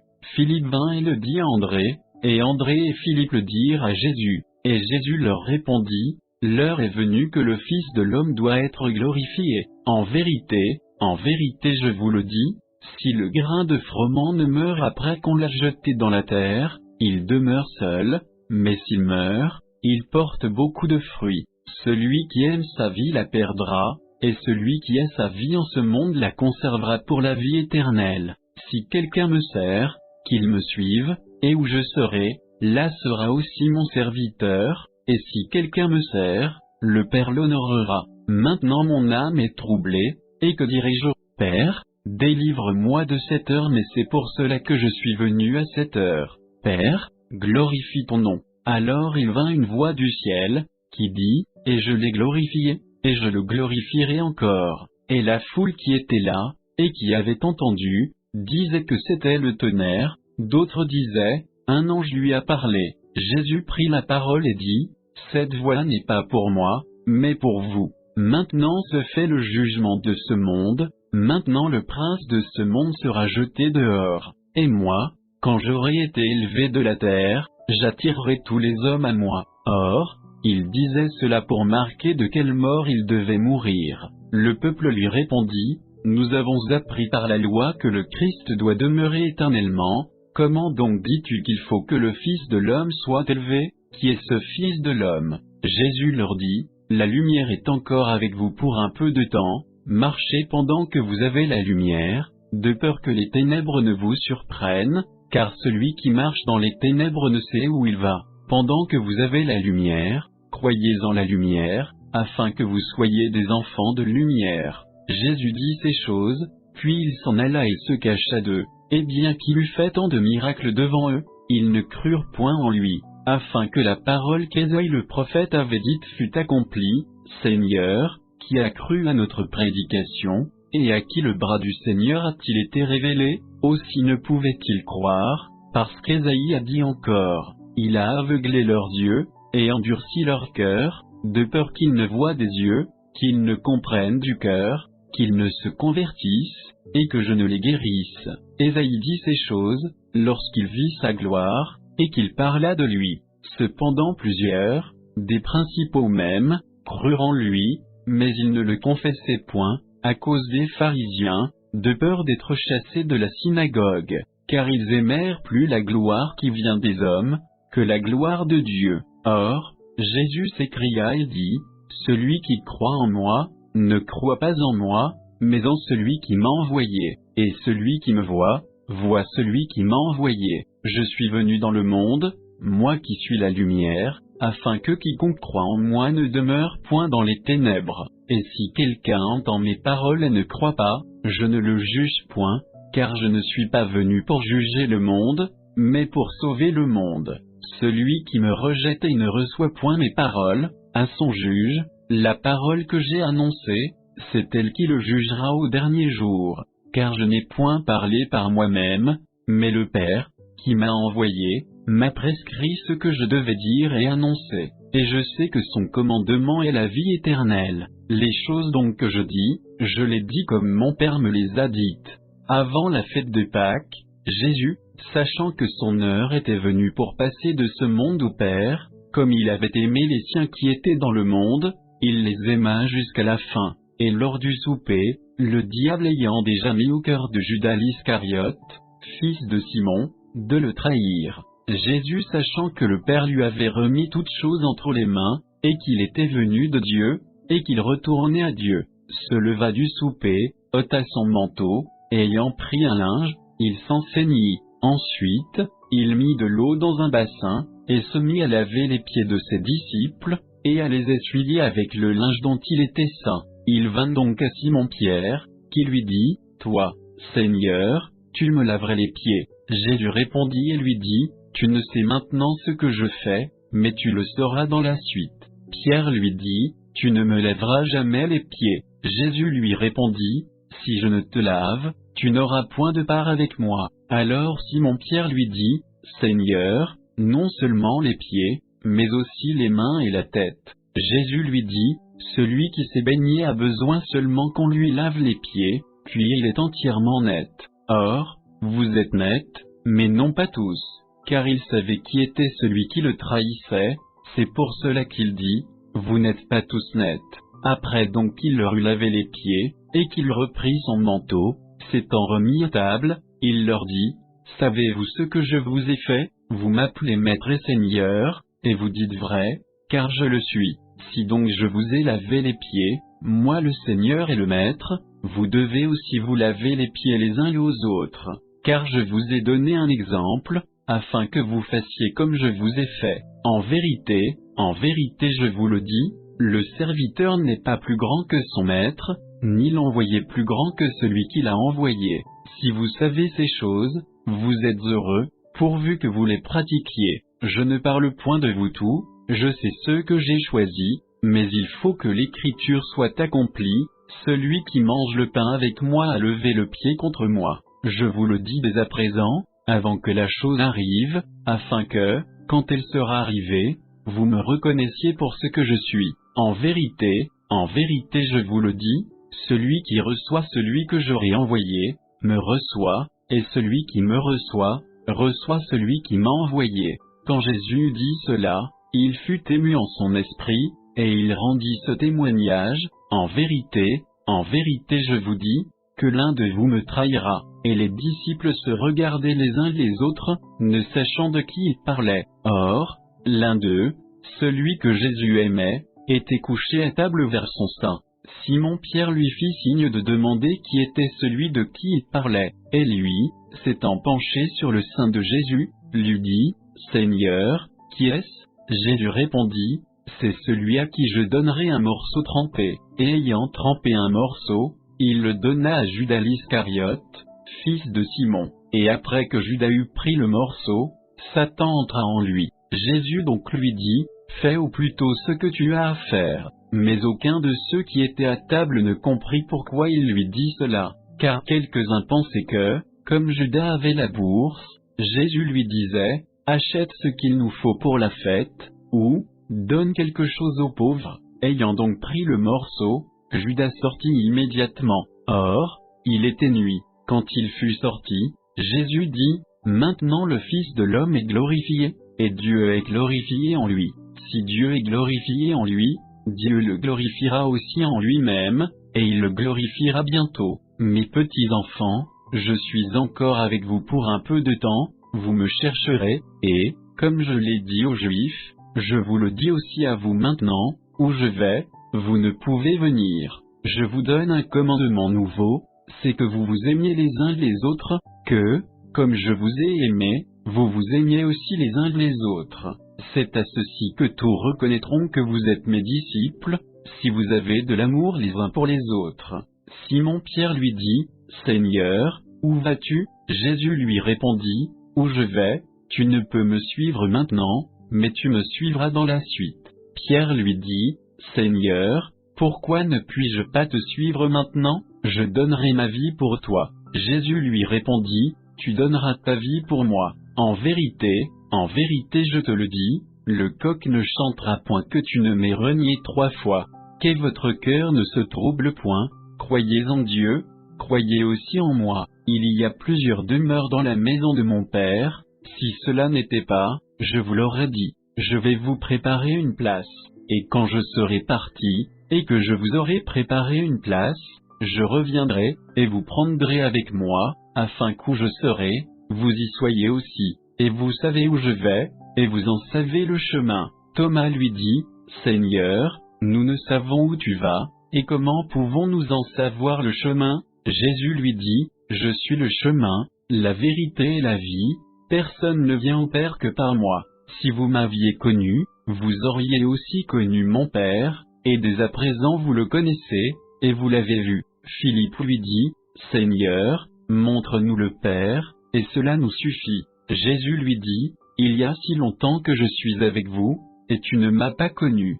Philippe, celui qui m'a vu, a vu le Père. Comment donc dis-tu, montre-nous le Père? Ne crois-tu pas que je suis dans le Père, et que le Père est en moi? Les paroles que je vous dis, je ne les dis pas de moi-même, mais le Père qui demeure en moi, fait lui-même les œuvres que je fais. Croyez-moi quand je dis que je suis dans le Père, et que mon Père est en moi, sinon, croyez-moi à cause de ces œuvres mêmes. En vérité, je vous le dis, celui qui croit en moi fera aussi les œuvres que je fais, et il en fera de plus grandes que celles-ci, parce que je vais vers mon Père, et ce que vous demanderez en mon nom, je le ferai, afin que le Père soit glorifié dans le Fils.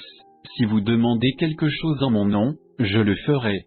Si vous m'aimez, gardez mes commandements, et je prierai le Père, qui vous donnera un autre consolateur, pour demeurer éternellement avec vous, l'Esprit de vérité, que le monde ne peut recevoir, parce qu'il ne le voit point et ne le connaît point, mais vous le connaissez, parce qu'il demeure avec vous, et qu'il sera en vous. Je ne vous laisserai point orphelin, je viens à vous. Encore un peu de temps, et le monde ne me verra plus, mais vous me verrez, parce que je vis, et que vous vivrez. En ce jour vous connaîtrez que je suis en mon Père, et vous en moi, et moi en vous. Celui qui a mes commandements, et qui les garde, c'est celui-là qui m'aime, et celui qui m'aime sera aimé de mon Père, et je l'aimerai, et je me ferai connaître à lui. Judas, non pas l'Iscariote, lui dit, « Seigneur, d'où vient que tu te feras connaître à nous, et non pas au monde ?» Jésus lui répondit, « Si quelqu'un m'aime, il gardera ma parole, et mon Père l'aimera, et nous viendrons à lui, et nous ferons notre demeure chez lui. Celui qui ne m'aime pas ne garde point mes paroles, et la parole que vous entendez n'est pas de moi, mais du Père qui m'a envoyé. Je vous dis ces choses, tandis que je demeure avec vous. Mais le Consolateur, le Saint-Esprit, que le Père enverra en mon nom, vous enseignera toutes choses, et vous remettra en mémoire toutes celles que je vous ai dites. Je vous laisse la paix, je vous donne ma paix, je ne vous la donne pas comme le monde la donne. Qu'est votre cœur ne se trouble point, et ne craigne point. Vous avez entendu que je vous ai dit, je m'en vais, et je reviens à vous.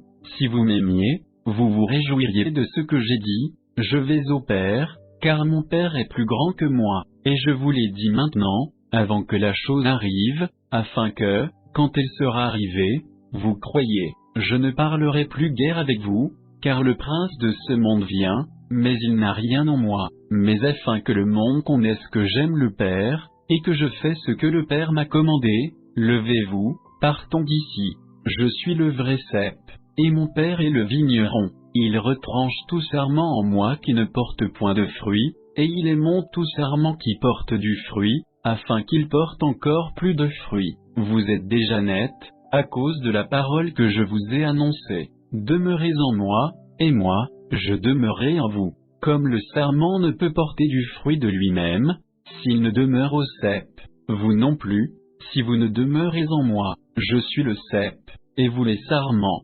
Celui qui demeure en moi, et en qui je demeure, porte beaucoup de fruits, car sans moi, vous ne pouvez rien faire. Si quelqu'un ne demeure pas en moi, il est jeté dehors comme le sarment et il sèche, puis on ramasse les sarments et on les jette au feu, et ils brûlent. Si vous demeurez en moi, et que mes paroles demeurent en vous, vous demanderez tout ce que vous voudrez, et vous l'obtiendrez. Mon Père sera glorifié, si vous portez beaucoup de fruits, et vous serez mes disciples. Comme mon Père m'a aimé, je vous ai aussi aimé, demeurez dans mon amour. Si vous gardez mes commandements, vous demeurerez dans mon amour, comme j'ai gardé les commandements de mon Père, et je demeure dans son amour. Je vous ai dit ces choses, afin que ma joie demeure en vous, et que votre joie soit accomplie. Mon commandement, c'est que vous vous aimiez les uns les autres, comme je vous ai aimé. Nul n'a un plus grand amour que celui qui donne sa vie pour ses amis. Vous serez mes amis, si vous faites tout ce que je vous commande. Je ne vous appelle plus serviteur, parce que le serviteur ne sait pas ce que son maître fait, mais je vous ai appelés amis, parce que je vous ai fait connaître tout ce que j'ai entendu de mon Père. Ce n'est pas vous qui m'avez choisi, mais c'est moi qui vous ai choisi, et qui vous ai établi, afin que vous alliez, et que vous portiez du fruit, et que votre fruit soit permanent, et que ce que vous demanderez au Père en mon nom, il vous le donne. Ce que je vous commande, c'est de vous aimer les uns les autres. Si le monde vous hait, sachez qu'il m'aille avant vous. Si vous étiez du monde, le monde aimerait ce qui est à lui, mais parce que vous n'êtes pas du monde, mais que je vous ai choisi dans le monde, c'est pour cela que le monde vous hait. Souvenez-vous de la parole que je vous ai dite, le serviteur n'est pas plus grand que son maître. S'ils m'ont persécuté, ils vous persécuteront aussi, s'ils ont observé ma parole, ils observeront aussi la vôtre. Mais ils vous feront tout cela à cause de mon nom, parce qu'ils ne connaissent point celui qui m'a envoyé. Si je n'étais pas venu, et que je ne leur eusse pas parlé, ils n'auraient point de péché, mais maintenant ils n'ont point d'excuse pour leur péché. Celui qui me hait, est aussi mon Père. Si je n'eusse pas fait parmi eux les œuvres qu'aucun autre n'a faites, ils n'auraient point de péché, mais maintenant ils les ont vus, et ils ont haï moi et mon Père. Mais c'est afin que la parole qui est écrite dans leur loi soit accomplie, ils m'ont haï sans cause. Lorsque sera venu le Consolateur, que je vous enverrai de la part du Père, l'Esprit de vérité, qui procède du Père, il rendra témoignage de moi, et vous aussi, vous rendrez témoignage, parce que vous êtes avec moi dès le commencement. Je vous ai dit ces choses, afin que vous ne vous scandalisiez point. Ils vous chasseront des synagogues, l'heure même vient où quiconque vous fera mourir croira rendre un culte à Dieu, et ils vous feront cela, parce qu'ils n'ont connu ni mon Père, ni moi. Mais je vous ai dit ces choses, afin que lorsque l'heure sera venue, vous vous souveniez que je vous les ai dites. Je ne vous les ai pas dites dès le commencement, parce que j'étais avec vous. Mais maintenant je m'en vais à celui qui m'a envoyé, et aucun de vous ne me demande, où vas-tu? Mais, parce que je vous ai dit ces choses, la tristesse a rempli votre cœur. Toutefois, je vous dis la vérité, il vous est avantageux que je m'en aille, car si je ne m'en vais, le Consolateur ne viendra point à vous, et si je m'en vais, je vous l'enverrai, et quand il sera venu, il convaincra le monde de péché, de justice et de jugement. De péché, parce qu'il ne croit point en moi. De justice,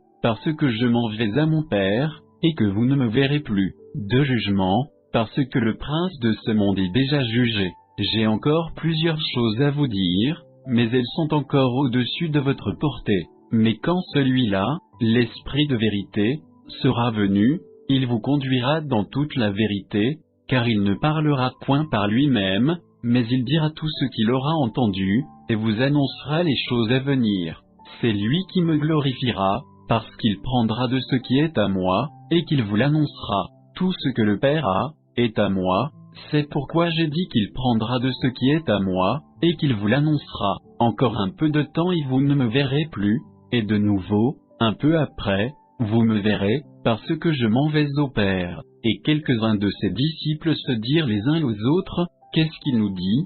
Dans peu de temps vous ne me verrez plus, et, de nouveau, un peu après, vous me verrez, et, parce que je m'en vais au Père, il disait donc, qu'est-ce qu'il dit? Dans peu de temps, nous ne savons ce qu'il dit. Jésus donc, connaissant qu'ils voulaient l'interroger, leur dit, vous vous interrogez les uns les autres sur ce que j'ai dit, dans peu de temps vous ne me verrez plus, et de nouveau, un peu après, vous me verrez. En vérité, je vous dis, que vous pleurerez, et vous vous lamenterez, et le monde se réjouira, vous serez dans la tristesse, mais votre tristesse sera changée en joie. Quand une femme accouche, elle a des douleurs, parce que son terme est venu, mais dès qu'elle est accouchée d'un enfant, elle ne se souvient plus de son travail, à cause de sa joie de ce qu'un homme est né dans le monde. De même, vous êtes maintenant dans la tristesse, mais je vous verrai de nouveau, et votre cœur se réjouira, et personne ne vous ravira votre joie. Et en ce jour-là vous ne m'interrogerez plus sur rien. En vérité, je vous dis, que tout ce que vous demanderez au Père en mon nom, il vous le donnera. Jusqu'à présent vous n'avez rien demandé en mon nom, demandez, et vous recevrez, afin que votre joie soit accomplie. Je vous ai dit ces choses en similitude, mais le temps vient que je ne vous parlerai plus en similitude, mais je vous parlerai ouvertement du Père. En ce jour vous demanderez en mon nom, et je ne vous dis point que je prierai le Père pour vous, car le Père lui-même vous aime, parce que vous m'avez aimé, et que vous avez cru que je suis issu de Dieu. Je suis issu du Père, et je suis venu dans le monde, je laisse de nouveau le monde, et je vais au Père. Ses disciples lui dirent, voici, maintenant tu parles ouvertement, et tu ne dis point de similitude. Maintenant nous savons que tu sais toutes choses, et que tu n'as pas besoin que personne t'interroge, c'est pour cela que nous croyons que tu es issu de Dieu. Jésus leur répondit, vous croyez maintenant? Voici, l'heure vient, et elle est déjà venue, que vous serez dispersés chacun de son côté, et que vous me laisserez seul, mais je ne suis pas seul, parce que mon Père est avec moi. Je vous ai dit ces choses, afin que vous ayez la paix en moi. Vous aurez des afflictions dans le monde, mais prenez courage, j'ai vaincu le monde.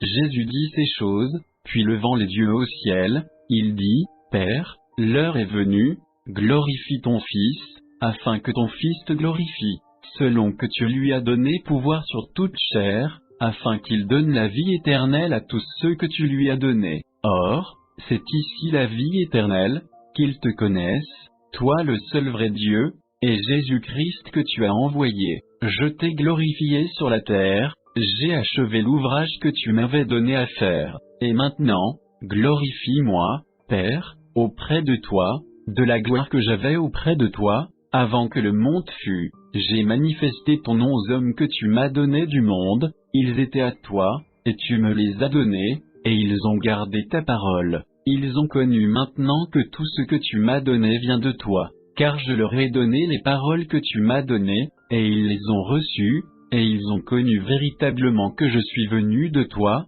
et ils ont cru que tu m'as envoyé. Je prie pour eux, je ne prie pas pour le monde, mais pour ceux que tu m'as donnés, parce qu'ils sont à toi, et tout ce qui est à moi, est à toi, et ce qui est à toi, est à moi, et je suis glorifié en eux, et je ne suis plus dans le monde, mais ceux-ci sont dans le monde, et je vais à toi. Père Saint, garde en ton nom ceux que tu m'as donnés, afin qu'ils soient un, comme nous. Pendant que j'étais avec eux dans le monde, je les gardais en ton nom. J'ai gardé ceux que tu m'as donnés, et aucun d'eux ne s'est perdu, sinon le fils de perdition, afin que l'écriture fût accomplie. Et maintenant je vais à toi, et je dis ces choses dans le monde, afin qu'ils aient ma joie accomplie en eux. Je leur ai donné ta parole, et le monde les a haïs, parce qu'ils ne sont pas du monde, comme je ne suis pas du monde. Je ne te prie pas de les ôter du monde, mais de les préserver du malin. Ils ne sont pas du monde, comme je ne suis pas du monde. Sanctifie-les par ta vérité, ta parole est la vérité. Comme tu m'as envoyé dans le monde, je les ai aussi envoyés dans le monde, et je me sanctifie moi-même pour eux, afin qu'eux aussi soient sanctifiés par la vérité. Or, je ne prie pas seulement pour eux, mais aussi pour ceux qui croiront en moi par leur parole, afin que tous soient un, comme toi, ô accent circonflexe Père, tu es en moi, et moi en toi, afin qu'ils soient aussi un en nous, pour que le monde croie que c'est toi qui m'as envoyé. Je leur ai donné la gloire que tu m'as donnée, afin qu'ils soient un, comme nous sommes un, moi en eux, et toi en moi, afin qu'ils soient parfaitement un, et que le monde connaisse que tu m'as envoyé, et que tu les aimes, comme tu m'as aimé. Père, je désire que ceux que tu m'as donnés soient avec moi, où je serai, afin qu'ils contemplent la gloire que tu m'as donnée, parce que tu m'as aimé avant la fondation du monde. Père juste, le monde ne t'a point connu, mais moi, je t'ai connu, et ceux-ci ont connu que c'est toi qui m'as envoyé, et je leur ai fait connaître ton nom, et je le leur ferai connaître, afin que l'amour dont tu m'as aimé soit en eux, et que moi-même je sois en eux. Après que Jésus eut dit ces choses, il s'en alla avec ses disciples au-delà du torrent de Cédron, où il y avait un jardin, dans lequel il entra avec ses disciples. Judas, qui le trahissait, connaissait aussi ce lieu-là, parce que Jésus s'y était souvent assemblé avec ses disciples. Judas ayant donc pris la cohorte et les sergents des principaux sacrificateurs et des pharisiens, vint là avec des lanternes, des flambeaux et des armes. Et Jésus, qui savait tout ce qui allait lui arriver, s'avança et leur dit, « Qui cherchez-vous » Ils lui répondirent, « Jésus de Nazareth. » Jésus leur dit, « C'est moi. » Et Judas, qui le trahissait, était aussi avec eux. Et dès qu'il leur eut dit, « C'est moi », ils reculèrent et tombèrent par terre. Il leur demanda encore une fois, « Qui cherchez-vous » Et ils répondirent, « Jésus de Nazareth. » Jésus répondit, « Je vous ai dit que c'est moi, si donc c'est moi que vous cherchez, laissez aller ceux-ci. » C'était afin que cette parole qu'il avait dite fût accomplie, « Je n'ai perdu aucun de ceux que tu m'as donnés. » Alors Simon-Pierre qui avait une épée, la tira, et en frappa un serviteur du souverain sacrificateur, et lui coupa l'oreille droite, et ce serviteur s'appelait Malchu. Mais Jésus dit à Pierre, « Remets ton épée dans le fourreau, ne boirai-je pas la coupe que le Père m'a donnée à boire ?» Alors la cohorte, le tribun militaire et les sergents des Juifs prirent Jésus et le lièrent, et l'emmenèrent premièrement chez Anne, parce qu'il était le beau-père de Caïphe, le souverain sacrificateur de cette année-là. Or, Caïphe était celui qui avait donné ce conseil aux Juifs, qu'il importait qu'un seul homme mourût pour le peuple. Or, Simon-Pierre, avec un autre disciple, avait suivi Jésus, et ce disciple était connu du souverain sacrificateur, et il entra avec Jésus dans le palais du souverain sacrificateur. Mais Pierre était dehors à la porte. L'autre disciple, qui était connu du souverain sacrificateur, sortit donc et parla à la portière, et fit entrer Pierre. Et la servante, qui était la portière, dit à Pierre, « N'es-tu pas aussi des disciples de cet homme ?» Il dit, « Je n'en suis point. » Et les serviteurs et les sergents étaient là, et ayant fait du feu, parce qu'il faisait froid, ils se chauffaient. Et Pierre était avec eux, et se chauffait. Et le souverain sacrificateur interrogea Jésus sur ses disciples, et sa doctrine. Jésus lui répondit, « J'ai parlé ouvertement au monde, j'ai toujours enseigné dans la synagogue et dans le temple, où les Juifs s'assemblent de toutes parts, et je n'ai rien dit en cachette. Pourquoi m'interroges-tu ? Interroge ceux qui ont entendu ce que je leur ai dit, ces gens-là savent ce que j'ai dit. » Lorsqu'il eut dit cela, un des sergents qui était présent donna un soufflet à Jésus, en lui disant, « Est-ce ainsi que tu réponds au souverain sacrificateur ?» Jésus lui répondit, « Si j'ai mal parlé, fais voir ce que j'ai dit de mal, mais si j'ai bien parlé, pourquoi me frappes-tu » Et Anne l'envoya lier à Caïphe le souverain sacrificateur. Et Simon-Pierre était là, et se chauffait, et ils lui dirent, « N'es-tu pas aussi de ses disciples ?» Il le nia et dit, « Je n'en suis point. » Et l'un des serviteurs du souverain sacrificateur, qui était parent de celui à qui Pierre avait coupé l'oreille, lui dit, « Ne t'ai-je pas vu dans le jardin avec lui ?» Pierre le nia encore une fois, et aussitôt le coq chanta. Ils menèrent ensuite Jésus de chez Caïphe au prétoire, c'était le matin, et ils n'entrèrent point dans le prétoire, afin de ne pas se souiller, et de pouvoir manger la Pâque. Pilate donc sortit vers eux, et leur dit, « Quelle accusation portez-vous contre cet homme ?» Ils lui répondirent, « Si ce n'était pas un malfaiteur, nous ne te l'aurions pas livré. » Pilate leur dit, « Prenez-le vous-même, et le jugez selon votre loi. » Les Juifs lui dirent, « Il ne nous est permis de faire mourir personne. » C'était afin que s'accomplisse ce que Jésus avait dit, en marquant de quelle mort il devait mourir. Alors Pilate rentra dans le prétoire, et ayant fait venir Jésus, il lui dit, « Es-tu le roi des Juifs ?» Jésus répondit, « Dis-tu cela de ton propre mouvement, ou d'autres te l'ont-ils dit de moi ?» Pilate lui répondit, « Suis-je juif, moi, ta nation et les principaux sacrificateurs t'ont livré à moi, qu'as-tu fait ?» Jésus répondit, « Mon royaume n'est pas de ce monde, si mon royaume était de ce monde, mes serviteurs combattraient, afin que je ne fusse pas livré aux Juifs, mais maintenant mon royaume n'est pas d'ici-bas. » Alors Pilate lui dit, « Tu es donc roi ?» Jésus répondit, « Tu le dis, je suis roi, je suis né pour cela, et je suis venu dans le monde pour rendre témoignage à la vérité. Quiconque est de la vérité écoute ma voix. » Pilate lui dit, « Qu'est-ce que la vérité ?» Et quand il eut dit cela, il sortit de nouveau vers les Juifs, et leur dit, « Je ne trouve aucun crime en lui. Or, comme il est d'usage parmi vous que je vous relâche quelqu'un à la Pâque, voulez-vous donc que je vous relâche le roi des Juifs ?» Alors tous s'écrièrent de nouveau, « Non pas celui-ci, mais Barabbas. » Or, Barabbas était un brigand.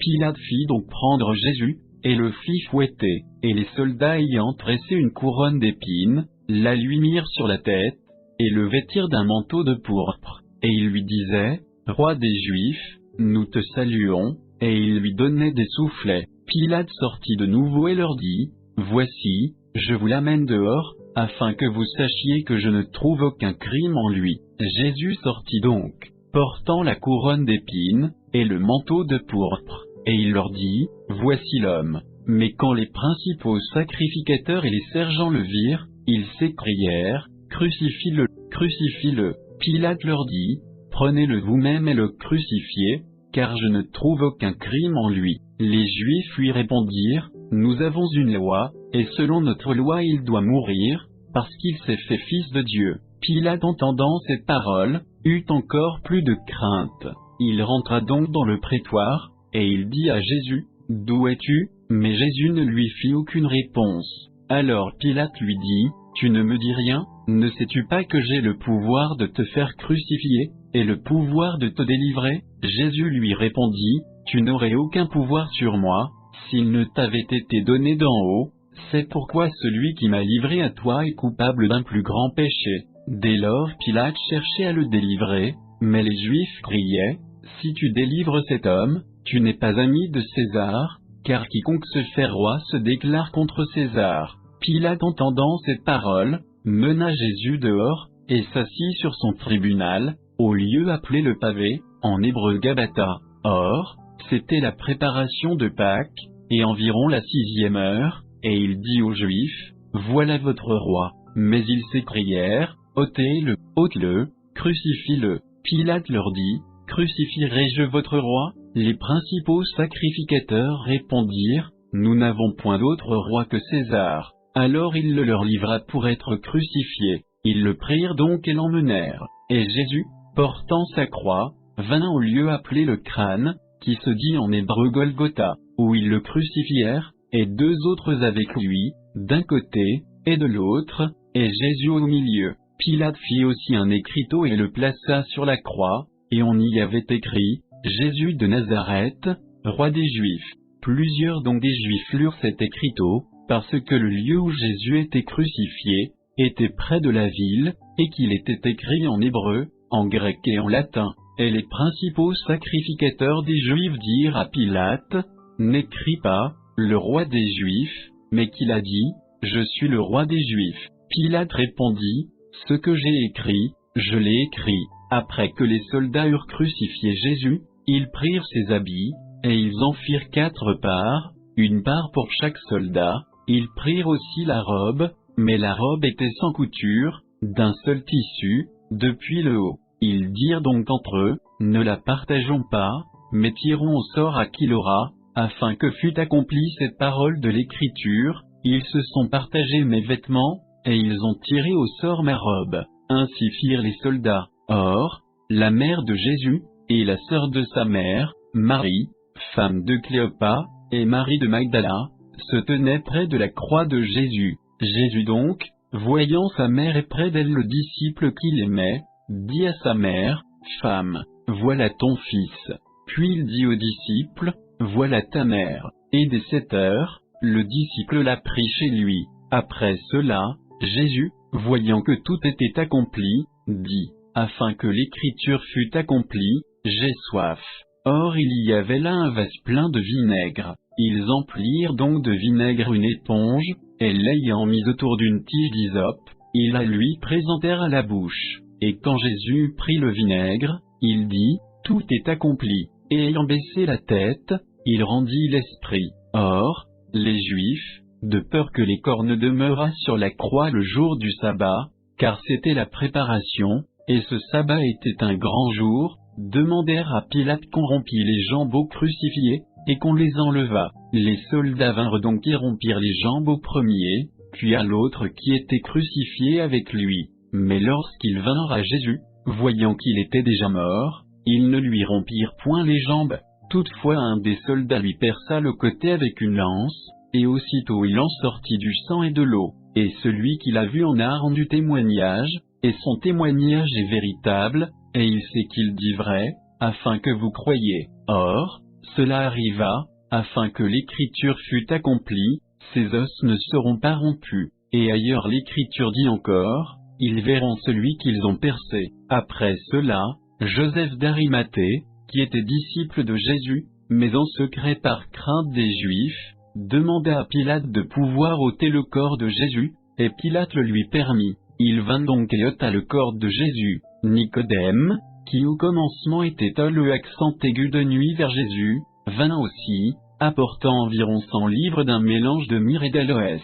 Ils prirent donc le corps de Jésus, et l'enveloppèrent de bandes, avec les aromates, comme les Juifs ont coutume d'ensevelir. Or, il y avait un jardin dans le lieu où il avait été crucifié, et dans le jardin un sépulcre neuf, où personne encore n'avait été mis. Ils y mirent donc Jésus, à cause de la préparation des Juifs, et parce que le sépulcre était proche.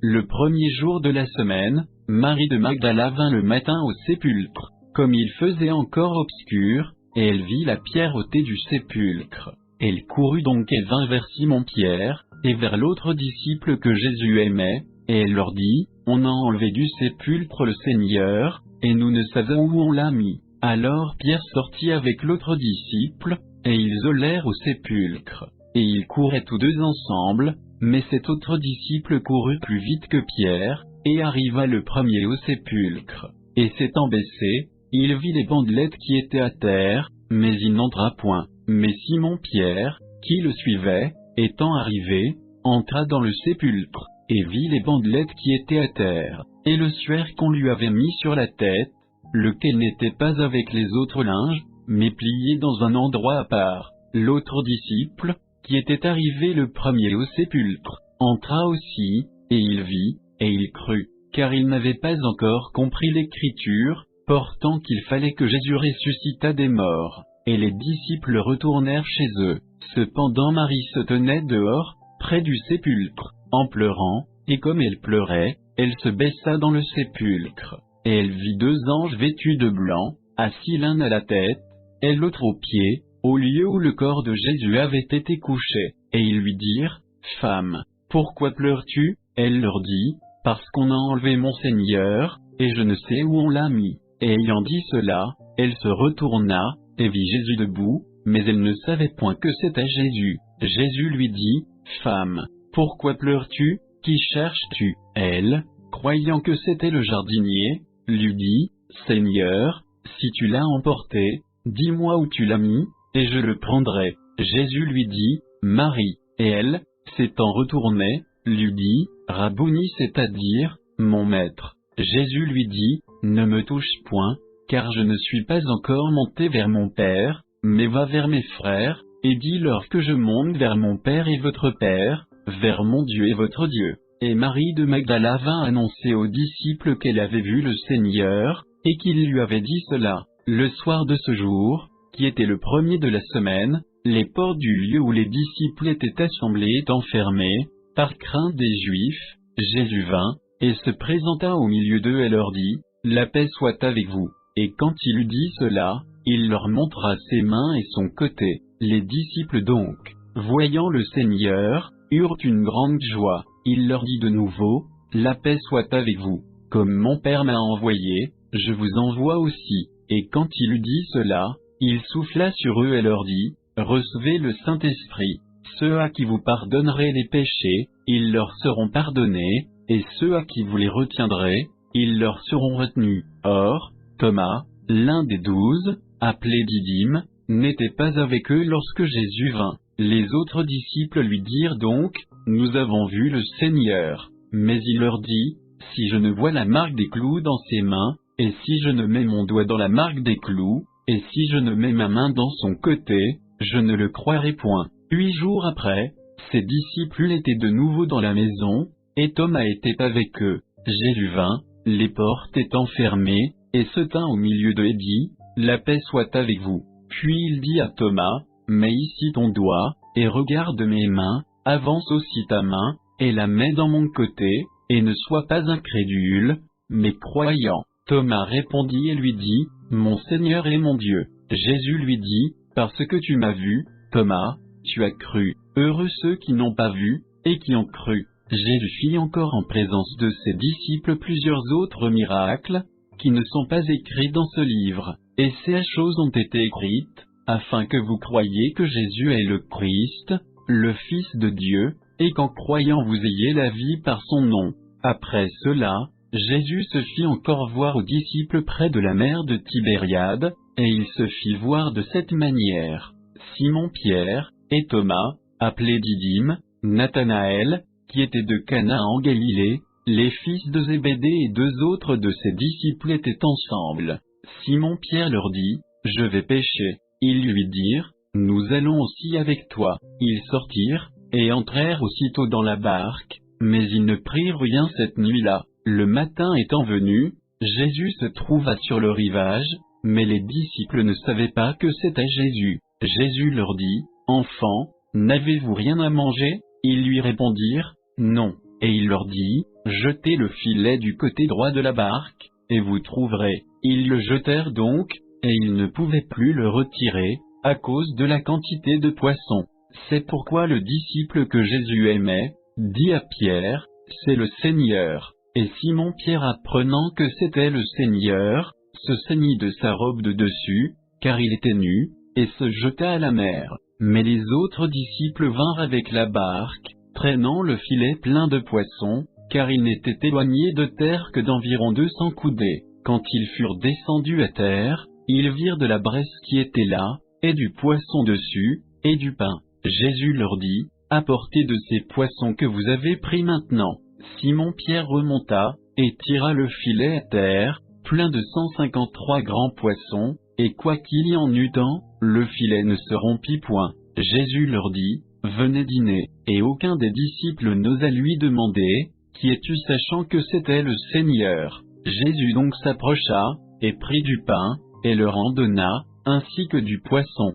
C'était déjà la 3e fois que Jésus se faisait voir à ses disciples, après être ressuscité des morts. Après qu'ils eurent dîné, Jésus dit à Simon-Pierre, « Simon, fils de Jonas, m'aimes-tu plus que ceux-ci » Pierre répondit, « Oui, Seigneur, tu sais que je t'aime. » Jésus lui dit, « Paie mes agneaux. » Il lui dit une seconde fois, « Simon, fils de Jonas, m'aimes-tu » Pierre lui répondit, « Oui, Seigneur, tu sais que je t'aime. » Jésus lui dit, « Paie mes brebis. » Il lui dit pour la 3e fois, « Simon, fils de Jonas, m'aimes-tu » Pierre fut attristé de ce qu'il lui avait dit pour la 3e fois, « M'aimes-tu » Et il lui dit, « Seigneur, tu connais toutes choses, tu sais que je t'aime. » Jésus lui dit, « Paie mes brebis. En vérité, je te le dis, lorsque tu étais plus jeune, tu te saignais toi-même, et tu allais où tu voulais,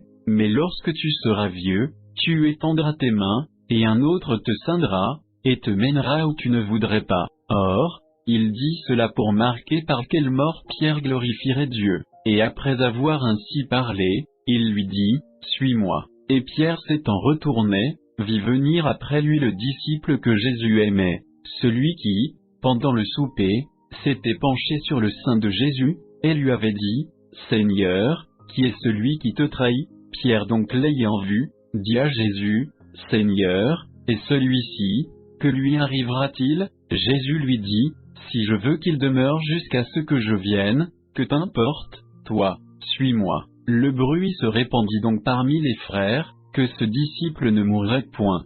Cependant Jésus ne lui avait pas dit, « Il ne mourra point », mais, « Si je veux qu'il demeure jusqu'à ce que je vienne, que t'importe ?»